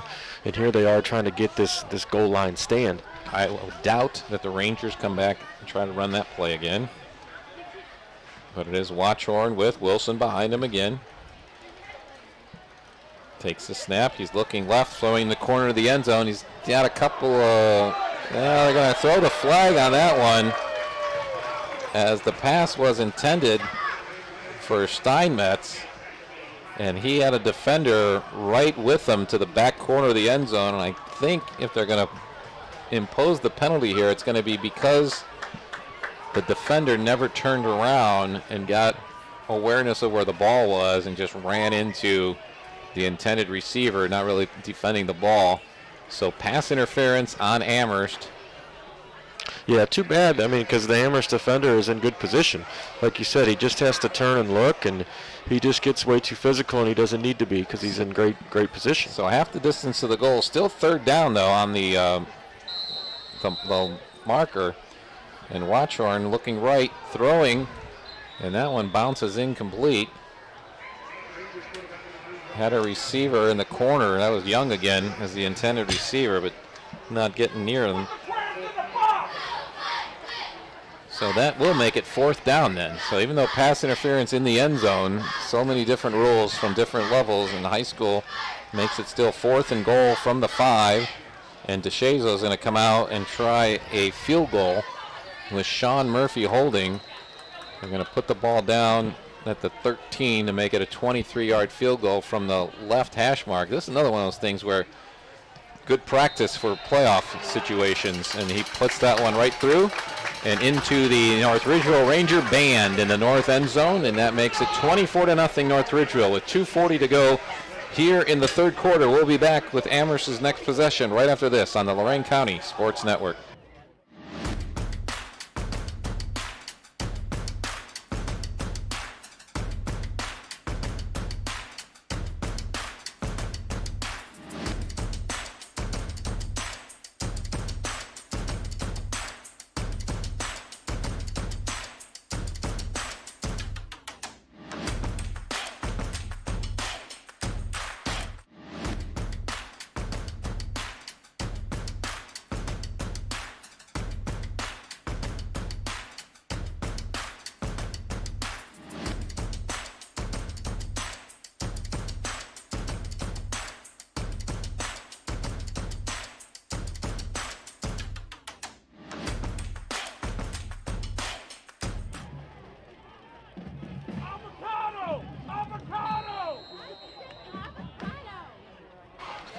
DeShazo just hit a 23-yard field goal for the latest score for North Ridgeville, and he's got the ball teed up and kicking it down to the end zone. Wow, barely into the end zone. It gets a little dangerous when it starts bouncing around down there. It's a live ball, but it does go into the end zone, and Amherst will start their next possession at their own 20. We're still in the third quarter, and my understanding here is this is right. Clearview's game is already over. 48-7, Clearview beats Brookside, and they're going into the playoff season with a lot of momentum on that one. Columbia now up on Black River, Edwin tells us, 20-14. That game is on WOBL, by the way, if you want to hear that. That's a big Lorain County League game, and certainly we're going to hear a lot about the Columbia Raiders in the playoffs. Norris takes the shotgun snap, has pressure, has a receiver on the left side. Pass is complete. But as we've seen so many times today, wrapped up immediately by the Ranger defense after a short gain of only 2 yards. Brings up 2nd and 8 for Amherst. And you get something going. They got that big arm for Norris, but they got to give him a little bit more time in the pocket to get it downfield. And I'm waiting for the time where they bring somebody back into the backfield to help with the blocking, to set up someone to go a little deeper for Norris's strong arm. But they're going with empty backfield again here on 2nd and 8. Norris takes a snap, looks right. He's got a receiver. And again, same thing. Pass complete, but wrapped up immediately and brought to the ground by Caden Matus. Tristan Young, again, the receiver on that one for Amherst. But they're going backwards now and be behind the sticks for 3rd down and 11. Yeah, those tunnel screens don't work as well when you don't block on the perimeter. Clean shot there for the North Ridgeville defender. Good concept, but again, execution has been an issue. At times tonight for Amherst. So I'd like to see them go up top with Norris's arm. Yeah, the one big play they had was off that double move to Young, the hitch and go. We'll see what they can do here.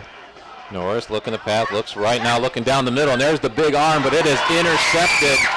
Intercepted at the 40 and bringing it back. The big return before he's finally knocked down. And big celebration for the Blue Jerseys as Brent Leinerth comes up with the big play. Remember, he had one earlier in the third quarter that kind of hit him right in the chest pretty hard. This one he brings in as a center fielder and returns it down inside the I-90 Nissan red zone, where it's going to be 1st down for North Ridgeville. And they're going to put it inside the 10-yard line, or at the 10-yard line. Let's see, they're going to put it down at about the 8, actually. So it's going to be 1st and goal after a return of 32 yards.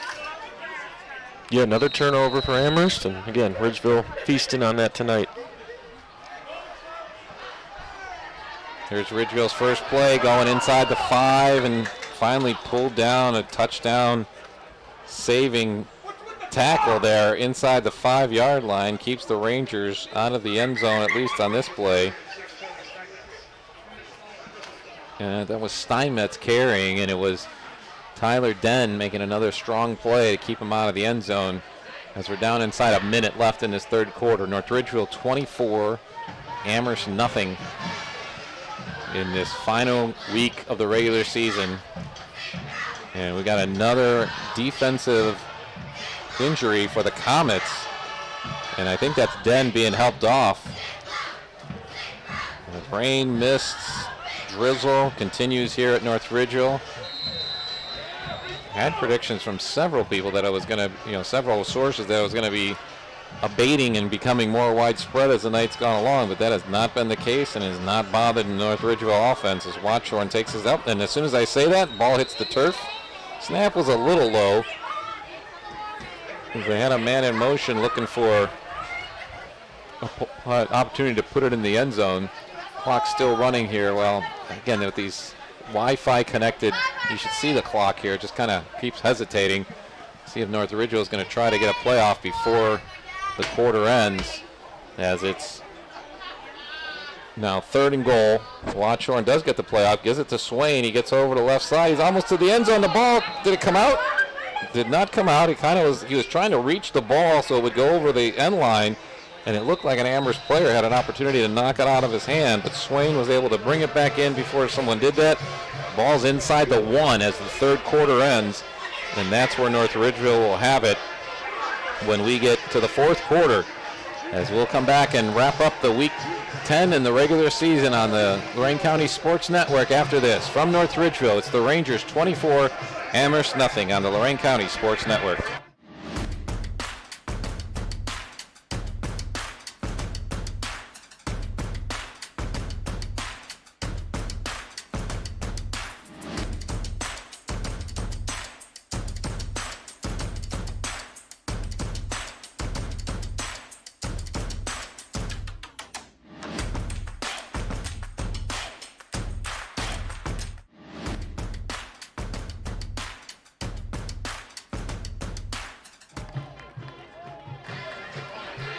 Kind of looking out over the field here in North Ridgeville, this whole facility is built up and inaugurated not too long ago. We're seeing a real sheen on the field from the rain and the reflection off the lights.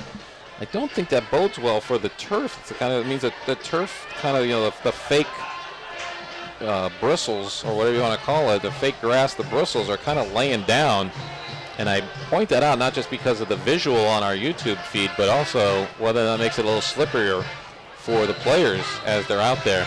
North Ridgeville trying to put this one to a running clock if they can, because they're up 24-0 and on the 1-yard line with 4th and goal as we start the fourth quarter. I'm John Kuzik along with Mike Rush. Happy to have you here. Watchorn takes the snap, hands off to Swain, and he walks into the end zone for his third score of the day. I believe that's 6 touchdowns on the year already for Swain, and 5 touchdowns now on the year for him in only his third game since he came out basically, I don't have an injured reserve list in high school, but in essence that's what he was for the bulk of the season, and that makes the score 30-0 North Ridgeville as we're just 3 seconds into this fourth quarter. Yeah, and again, what depth, we've talked about it, but again, what depth. This snap gets away, and so DeShazo is going to try to salvage something out of it. Gets a nice block out there, still looking, trying to decide, can I throw it? Do I try to go in? And he just says, no, the Amherst defense says you're not doing anything else with this, so it's going to keep it 30-0 North Ridgeville as we're just, like I said, 3 seconds into this final quarter of the 2023 regular season. If you're just joining us, happy to have you along. See, rain seems to be even getting heavier as we've gone through the evening instead of getting more scattered and lighter, as we've already passed 9 o'clock here in North Ridgeville. And we've got North Ridgeville trying to put themselves in a position where they could not only host next Friday night with a playoff game, which we know will happen, but if things work out well computer points wise, they would be playing at home in week 2 as well, as if they can knock down a win next week. For Amherst, they've had really a comeback season. Amherst and Vermilion were really the stories of Lorain County football the first couple of weeks of the year. We even had Oberlin the first week, which had an excellent outing against Plymouth. And you thought, hey, some of these programs that have been down for a little bit are coming back. But I tell you what, in Amherst, this is a nice team, and they really have done a lot to come back. You're just in the Southwestern Conference. Yeah, it's hard to rebuild and win at the same time, certainly in the SWC. But, you look at their roster, as well as North Ridgeville, but talking about Amherst here, the future is really bright for them going into next year. DeShazo puts a leg into it, and ball's bobbled inside the 10-yard line, and then picked up. Got a gap in the middle and trying to make some room, and finally tripped up. A great tackle there, and right at the left hash marks. He had some momentum going and had a little hole there in the middle of the field. But it was Xavier Compton, who we've called his name how many times today, and he's been a part of several of the turnovers that have occurred tonight. And as we just had Amherst's third turnover, one on a fumble, 2 interceptions, and 3 takeaways for the North Ridgeville defense, and they were able to turn that one into 6 points. The extra point no good. That drive was less than a minute as they took over the ball again inside. The second time they've had a drive start inside the Amherst 10-yard line, and they converted to touchdowns both times. Amherst still trying to get on the board. Time to go have some fun on your last week of the season if you're the Amherst offense, and maybe we'll see some creativity. But one of the things I mentioned, we've seen a number of injuries on defense. We've had a couple of key guys out of skill players on offense. Doesn't make it easy. And here's a run right up the middle, is trying to get this drive going. Well, stopped up again by that interior of the North Ridgeville defense. And they've been doing that repeatedly all night. Again, Osborne in the middle of that defense. DeShazo and Bober, the linebackers in the middle. Yeah, and we talk about building a program, talking about Amherst. Talk about Coach Morgan here at North Ridgeville when he was hired.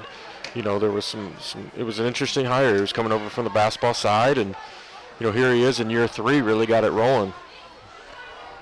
Here's pressure on Norris coming from the right side. He spins to get away from the first Ranger defender, but then there's more after him, and he's got nowhere to go. And he's going to be tackled for a loss. Matus is back there with pressure. Nate Bober was in Norris's face, and they're going to be a loss back to the 24-yard line. So a loss of 5 on that one, and immediately Amherst offense is back behind the sticks in the 3rd and long. And the rain's not only not letting up, but I'm looking at the radar, and we've got a pocket of pretty heavy rain that might continue for the duration of this game. Norris going to hand this one off on 3rd and long. Not going to get much on that one as the handoff goes to J.R. Byers. Probably their number 1 running back, but we haven't even called his name in a while. Has been relegated to, like you said, a one-dimensional team. When you're down like this, you got to keep throwing the ball, and this time gets the ball back out past the original line of scrimmage. So it's going to be 3rd and 9 for Amherst. We're 9.5 minutes to go in this one.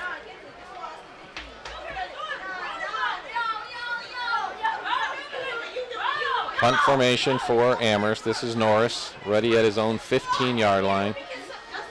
Gets the snap, no pressure. Time to get it away, and he always kicks to the right side, and that ball is going to bounce and get a good Amherst bomb, but then picked up on the bounce by a Ridgeville up back and gets it across the midfield stripe into Amherst territory. Yeah, kind of a risky play, but turned out pretty good for him. Living a little dangerously out there is Carter Clark. And Clark was elevated to a starting position towards the end of the season. And we've been able to call his name a lot, but we'll see what the coach has to say about that one in film, right? Yeah. When you're up 30-0, you get away with it. But the point is, you won't want to be doing things like that in week 11 and beyond if you get that far. Yeah, it's all good now, but tomorrow morning there may be a different demeanor with the coach. 9:03 left in this one, and again, starting in Amherst territory is the North Ridgeville offense. Still Watchorn in there at quarterback. Motion man was Andrew Ennis, and they're going to call illegal motion on the Rangers offense and put them back 5 yards to start this drive back in their own territory. Had a lot of fun doing this, Mike. Appreciate you being here. I know your first year getting involved with radio and now streaming broadcasting. Appreciate having you along. Edwin's been part of the WOBL, WDLW sports department for a number of years. Andrew Bauman is a Brookside grad, Baldwin Wallace student who works with us on Friday nights on the camera, and here's working around the left side on a rushing play as, again, the rain is now coming out. Now it's a full-out rain. It's been a steady mist and drizzle all evening long. That was Shazo taking that one, getting some offensive rep around the left side for North Ridgeville. Gets it back into Amherst territory, and a gain of 8. Brings up second down. Yeah, I want to make sure I thank all of you guys as well and everybody at the station for bringing me on board. It's been a change of pace for me, but I've enjoyed every second of it.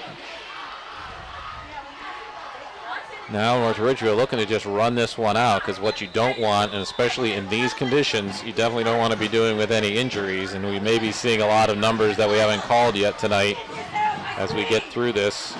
And the ball gets up to the 41-yard line, so another gain of 4 brings up third down.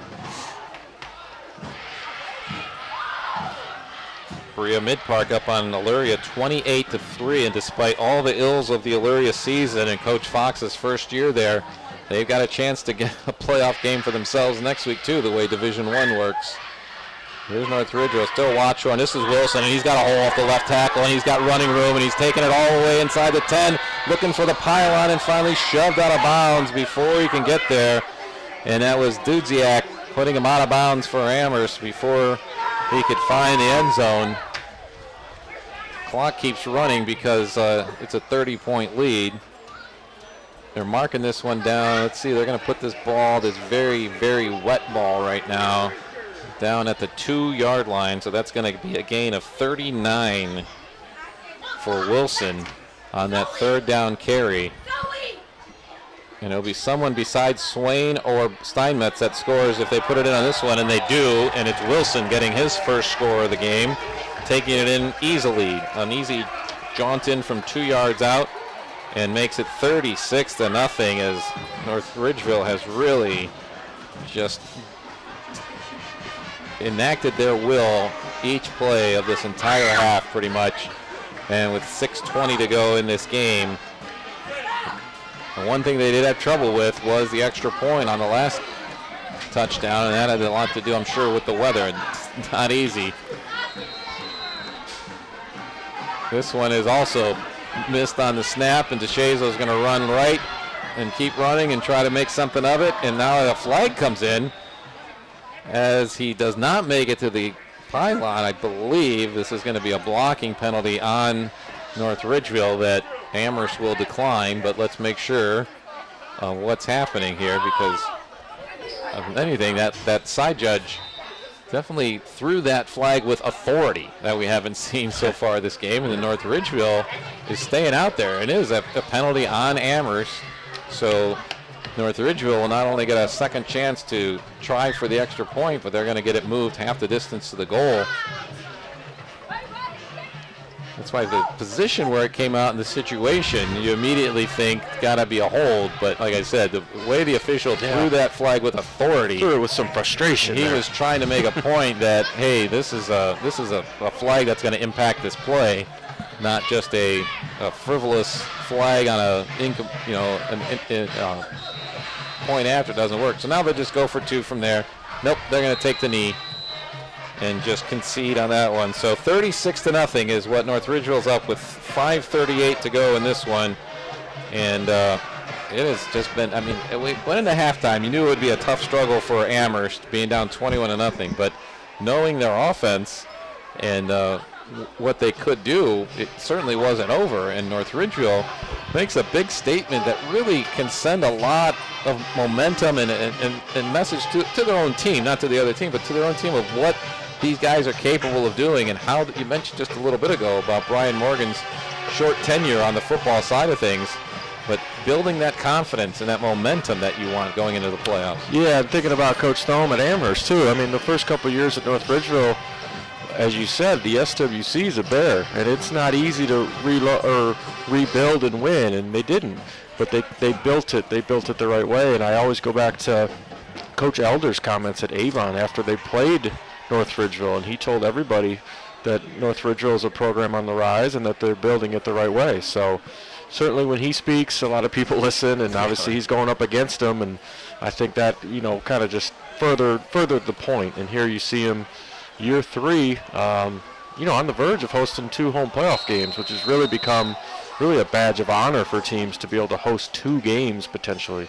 Rain really coming down now as the kick is up and out and bouncing around and taken by one of the up backs at about the 20, and then giving himself up, but then getting drilled at the 23-yard line. No flag came out, right? And that was Tyler Den, who went off the field earlier with an injury, so nice to see him back on the field. We called his name a number of times on the defensive side. I don't know if Andrew, one of the things we're working on as this YouTube channel grows, there's already plans that add more cameras, which of course means we need more camera people, and we communicate back and forth is something that'll be an evolving process, because we're in a different spot every week. You don't have that consistent, this is the way we do it. And this week Andrew's outside, but I don't know if he can get the shot of the rain and the lights here, because it's really coming down, and it's just a party for the Rangers. This makes it that much harder for Amherst to try to come from behind here, down 36-0 with 5 minutes to go. Clock running with the 30-point margin, and Norris still in at quarterback. He's going to throw off to the right side. He's got a complete pass to Fisher, dodges a tackle, gets it across gets first down and a few more, gets it out to about the 36-yard line.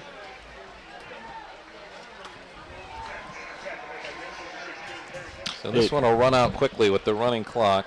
Yeah, you're talking about the weather, too. Again, I kind of alluded to it earlier. I really believe North Ridgeville is built for a playoff run when the weather gets nasty. They're comfortable running the ball, playing good defense.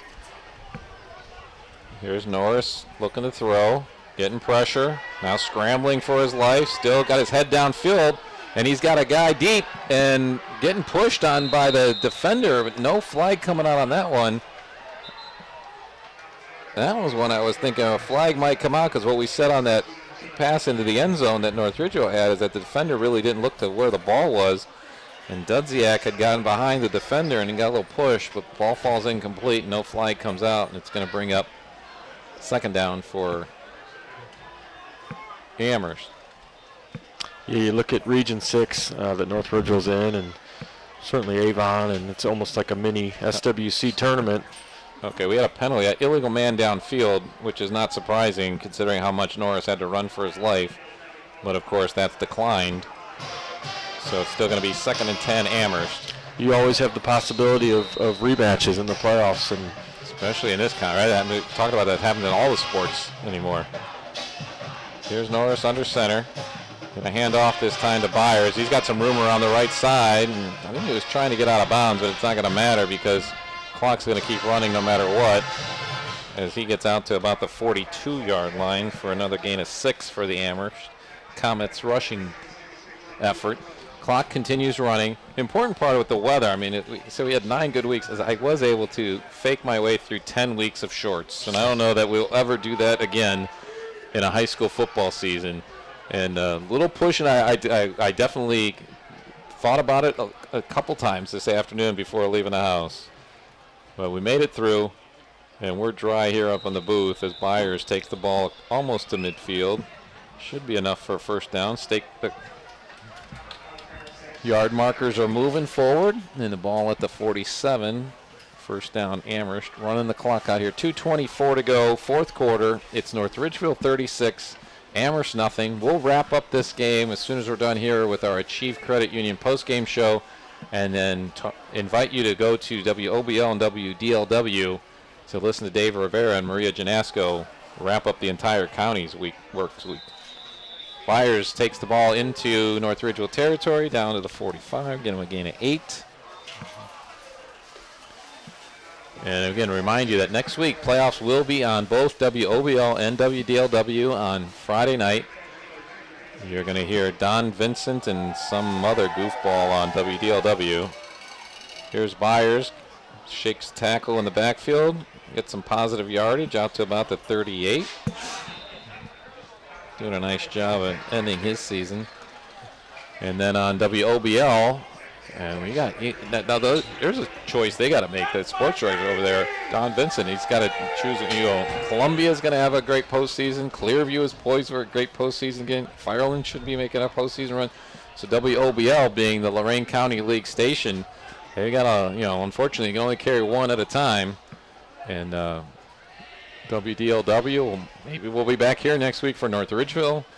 Avon is certainly going to be at home. Avon Lake will be in the playoffs. Lorain High will be in the playoffs and probably hosting a game as well. Final minute of this one here. He's going to take the snap and push up the middle of the field. Another positive gain, give him about 7 yards on that one. And that might, we got 34 on the clock and 35 on the play clock. So they might have to snap one more time, and they do. Whistles blow, and a flag comes out as the snap is bobbled.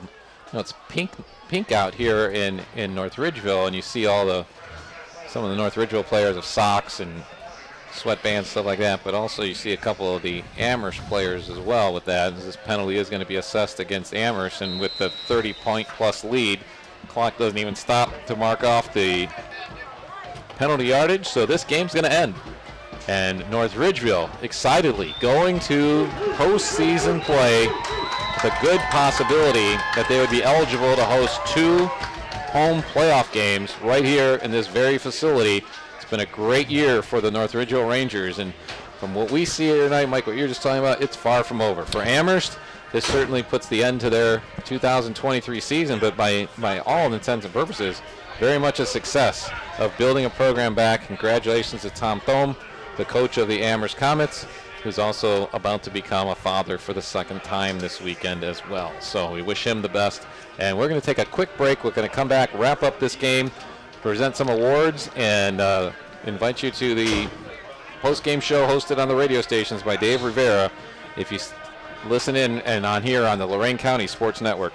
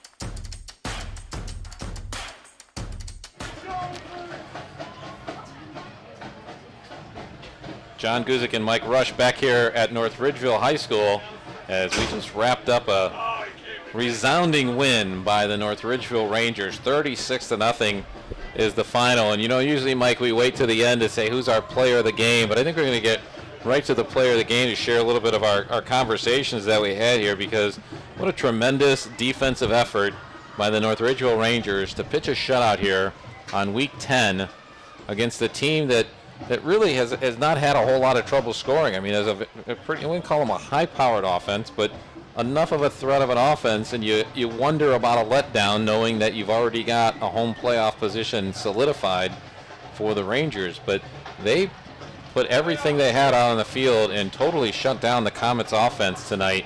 And it really just did it from all aspects. You know, when they had pressure on the quarterback, they still had coverage. When they had some completed passes in the flat, they had quick tackling.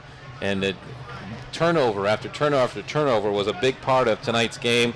So if we had 11 shirts in here, we would be giving 11 jerseys out to the North Ridgeville Rangers defense, as we had turnovers recovered inside the 5-yard line. At one point, Linerth had an interception return that went all the way down to the 8-yard line. They started to drive there.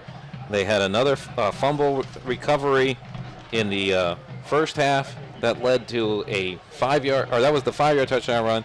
They had another interception by Clark in the first half that led to a 22-yard run. So that made it really easy on the offense. And I think that's defensive guys dancing out there on the 25-yard line right now as well. There's a lot of pink out on the field, and the Rangers dancing around, having a good time. But we have to pick one. I mentioned Clark had an interception. Leinerth had an interception. Xavier Compton was a name we called a bunch of times. He was around both of those fumbles and causes and recoveries. Carson Matus was blitzing there throughout the game, and Coach Morgan highlighted him before the game, saying he wanted a lot from him today.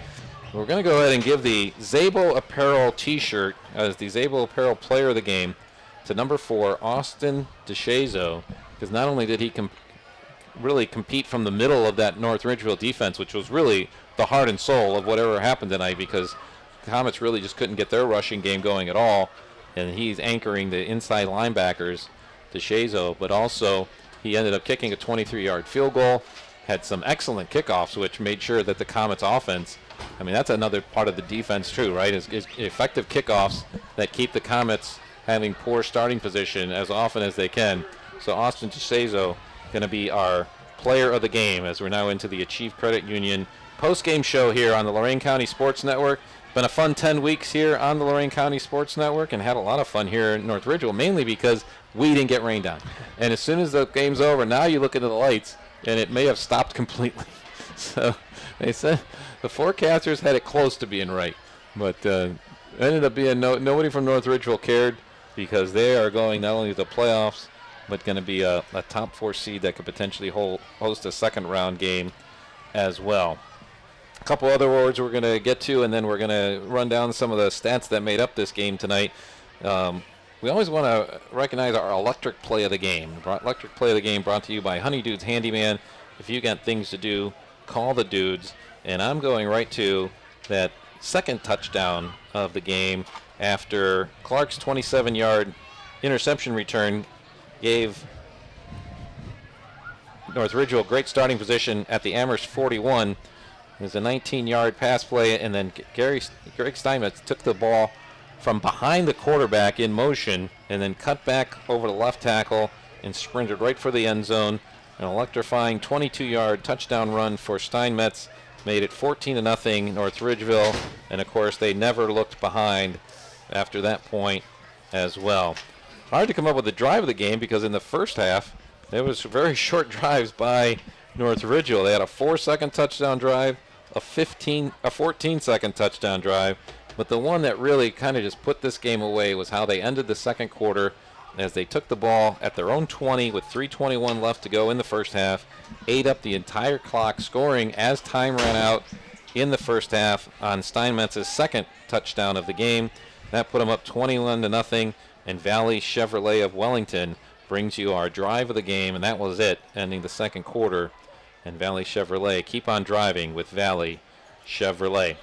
Mike Rush is in tallying up. He does all the big numbers in carpal tunnel before the season's over. Stretch my wrist out. And I know you had a long commute to get here today from your day job to make it to the better than most of them. All of them, for sure. Started the day in North Ridgeville, and you end the day here in North Ridgeville. And let's run down some of the stats that made up this big win for the Rangers, 36-0 over Amherst. Yeah, for the Amherst Comets, obviously offensively it was tough to get a whole lot going with that North Ridgeville defense that we talked about. But J.R. Byers, 14 carries, 64 yards, hard-fought yards, one of their bright spots today for sure, and really this season. Norris, 9 carries, 0 yards. Again, a lot of that sacks and negative plays. Throwing the ball, Norris, big strong-arm quarterback, the junior, 12 out of 24 for 96 yards. Young had 4 catches for 57 yards. Fisher, 6 catches for 32. And Byers, 2 catches for a yard. For North Ridgeville, again, a number of backs. Wilson, 12 carries for 91 yards and a touchdown. Steinmetz kind of does a little bit of everything. 12 carries for 60 yards and 2 touchdowns. Swain, 13 carries for 60 yards and 3 touchdowns. Throwing the ball, Watchorn was 8 for 15 for 59 yards. Steinmetz, 3 catches for 29. Young, 2 for 19. Anderson, 1 for 1. Ennis, 1 for 19. And Swain, 1 catch for 1 yard. Yeah, 5 touchdowns for North Ridgeville, scored by 3 different guys, plus DeShazo kicks a field goal to be part of the scoring, as in addition to the extra points he kicked when it wasn't pouring down rain. and really building for the future. So I'm not even going to get into all the who might play this and that because there's so much movement that could happen. But we do know that Olmsted Falls and Avon, which are teams right up there with North Ridgeville in that Region 6, are winning tonight. Avon Lake, which was a team that North Ridgeville beat last week and should easily leap in front of in the rankings this week to make sure that they do get that second home playoff game possibility in there. And then there's that White House team, right, that's up there in Division 6 that we'll have to worry about. I know they were trying to project who Avon might play next week, and it's probably going to be one of those teams from the Toledo area. Anthony Whitehouse would be one of those teams you face more for like a regional final down the road. So one of those teams we'll have to find out about because we will continue coverage on both WOBL and WDLW here on the Lorain County Sports Network. Those stats brought to you by Alan Januzzi, CPA, where it's all about the numbers. And trying to come up with a collision of the game, we have Ernie's Auto Body, another one of our great sponsors here. Ernie's Auto Body, where wrecked cars made new. I want to recognize Tyler Den of the Amherst Comets because he had especially there was one play where he really had a touchdown saving tackle in the second half that really kind of exemplified where this Amherst Comet program is at. They finished with a lot of heart. They weren't able to put points on the board tonight, but really their defense did not play poorly. They just were put in bad field position time and time and time again throughout the evening. And then when the rains came, it was really just kind of shut down the Amherst offense. But Tyler Den gets our recognition for a collision of the game, brought to you by Ernie's Auto Body. And again, cannot do any of this stuff without all the people that have helped make this happen throughout the year. Appreciate our friends at Janasco Insurance, where you get the protection you need, the service you deserve. Erie's Market is a place where you can go in and try the Cool Cat Combo. That's a good one. And Barber in Black is our official barber of Lorain County High School Sports. And Edwin's good friends over at Jones Bones Barbecue and Grub, where you get smoking good barbecue. So appreciate everyone who's been a part of putting this first season of the Lorain County Sports Network together. Want to leave you with a couple of thoughts here before we depart. First of all, tonight, tune in to WOBL, WDLW, and listen to Dave Rivera. Maria Janasco will have the most comprehensive post-game show you'll find, and you can find that on AM dial, FM dial, off the website, or just easily add the Cool Cat app for free in your app store. And then next week, playoff will continue. Playoffs will happen on both WOBL and WDLW, so watch your social media for which games are going to be chosen for the first week of the postseason. And then keep your Lorain County Sports Network subscription active on the YouTube channel, as we'll have other features, including things into doing with the Golden Helmet Award, with the playoffs, as well as live coverage. We'll be streaming basketball in just a couple of weeks as well. I know the boys' season starts December 1st this year, and I believe the girls is, I want to say November 22nd or 24th. And with any good luck, there will still be teams from the football season from Lorain County playing that late into November, as we've got definitely some great candidates out there. And Mike, I mean, your closing thoughts on this first season of if you had to make a prediction of who's going to go the farthest in the postseason, you got these teams we talked about earlier. Who would you say is like one of the teams that has the best things put together to make a long run in the postseason? Well, I mean, I think you have to start with Avon. Obviously, we've talked about them throughout the season. We talked about them tonight. Certainly they're the favorite in Region 6, and they're the favorite to get back to a state semifinal, and they may play a familiar opponent. So, I would start with them. Certainly Columbia, getting to the regional final last year, I think has a chance. So those would probably be the main two teams that stick out to go the furthest. But, we'll see. It's going to be fun. Best of luck to all the Lorain County teams in the playoffs, and hopefully we have many teams playing for a long time. And that's some of the key to it, too. Like you said, Columbia getting deep in the playoffs last year. Avon obviously has just, been a monster. And what a season they've had. Definitely look forward to seeing them in the playoff picture as we continue on, like I said, our radio station side in the coming weeks. So make sure you listen in and watch for those games and continue covering all these great athletes that are just putting their hearts and souls out there every week. And I'm still always amazed. I always want to give thanks to the coaches and the time they make for us this week. Brian Morgan and Coach Tom Thome with Amherst. The hours that those guys put in are just uncountable, really. And these guys do it out of the, certainly out of their hearts, because of the value they put into youth sports, and we appreciate all the effort they have put into it to help us prepare for our games and certainly make it pretty gosh darn entertaining, if I must say so myself. So again, thanks to everyone who's been a part of this. Andrew Bauman on the video tonight, and Edwin Vereen putting everything, all the connections and wires and software and everything else that's got to happen, all these things you see on the video side of this, and couldn't happen, wouldn't need to happen without you guys out there watching us here on our YouTube channel. So for the final time of the 2023 high school football season, I want to say goodnight, everybody. Our final score again from North Ridgeville. The Rangers close out the regular season with a win over Amherst, 36-0. And we will be back for basketball season, so stick around and be tuned in to the Lorain County Sports Network. Good night, everybody.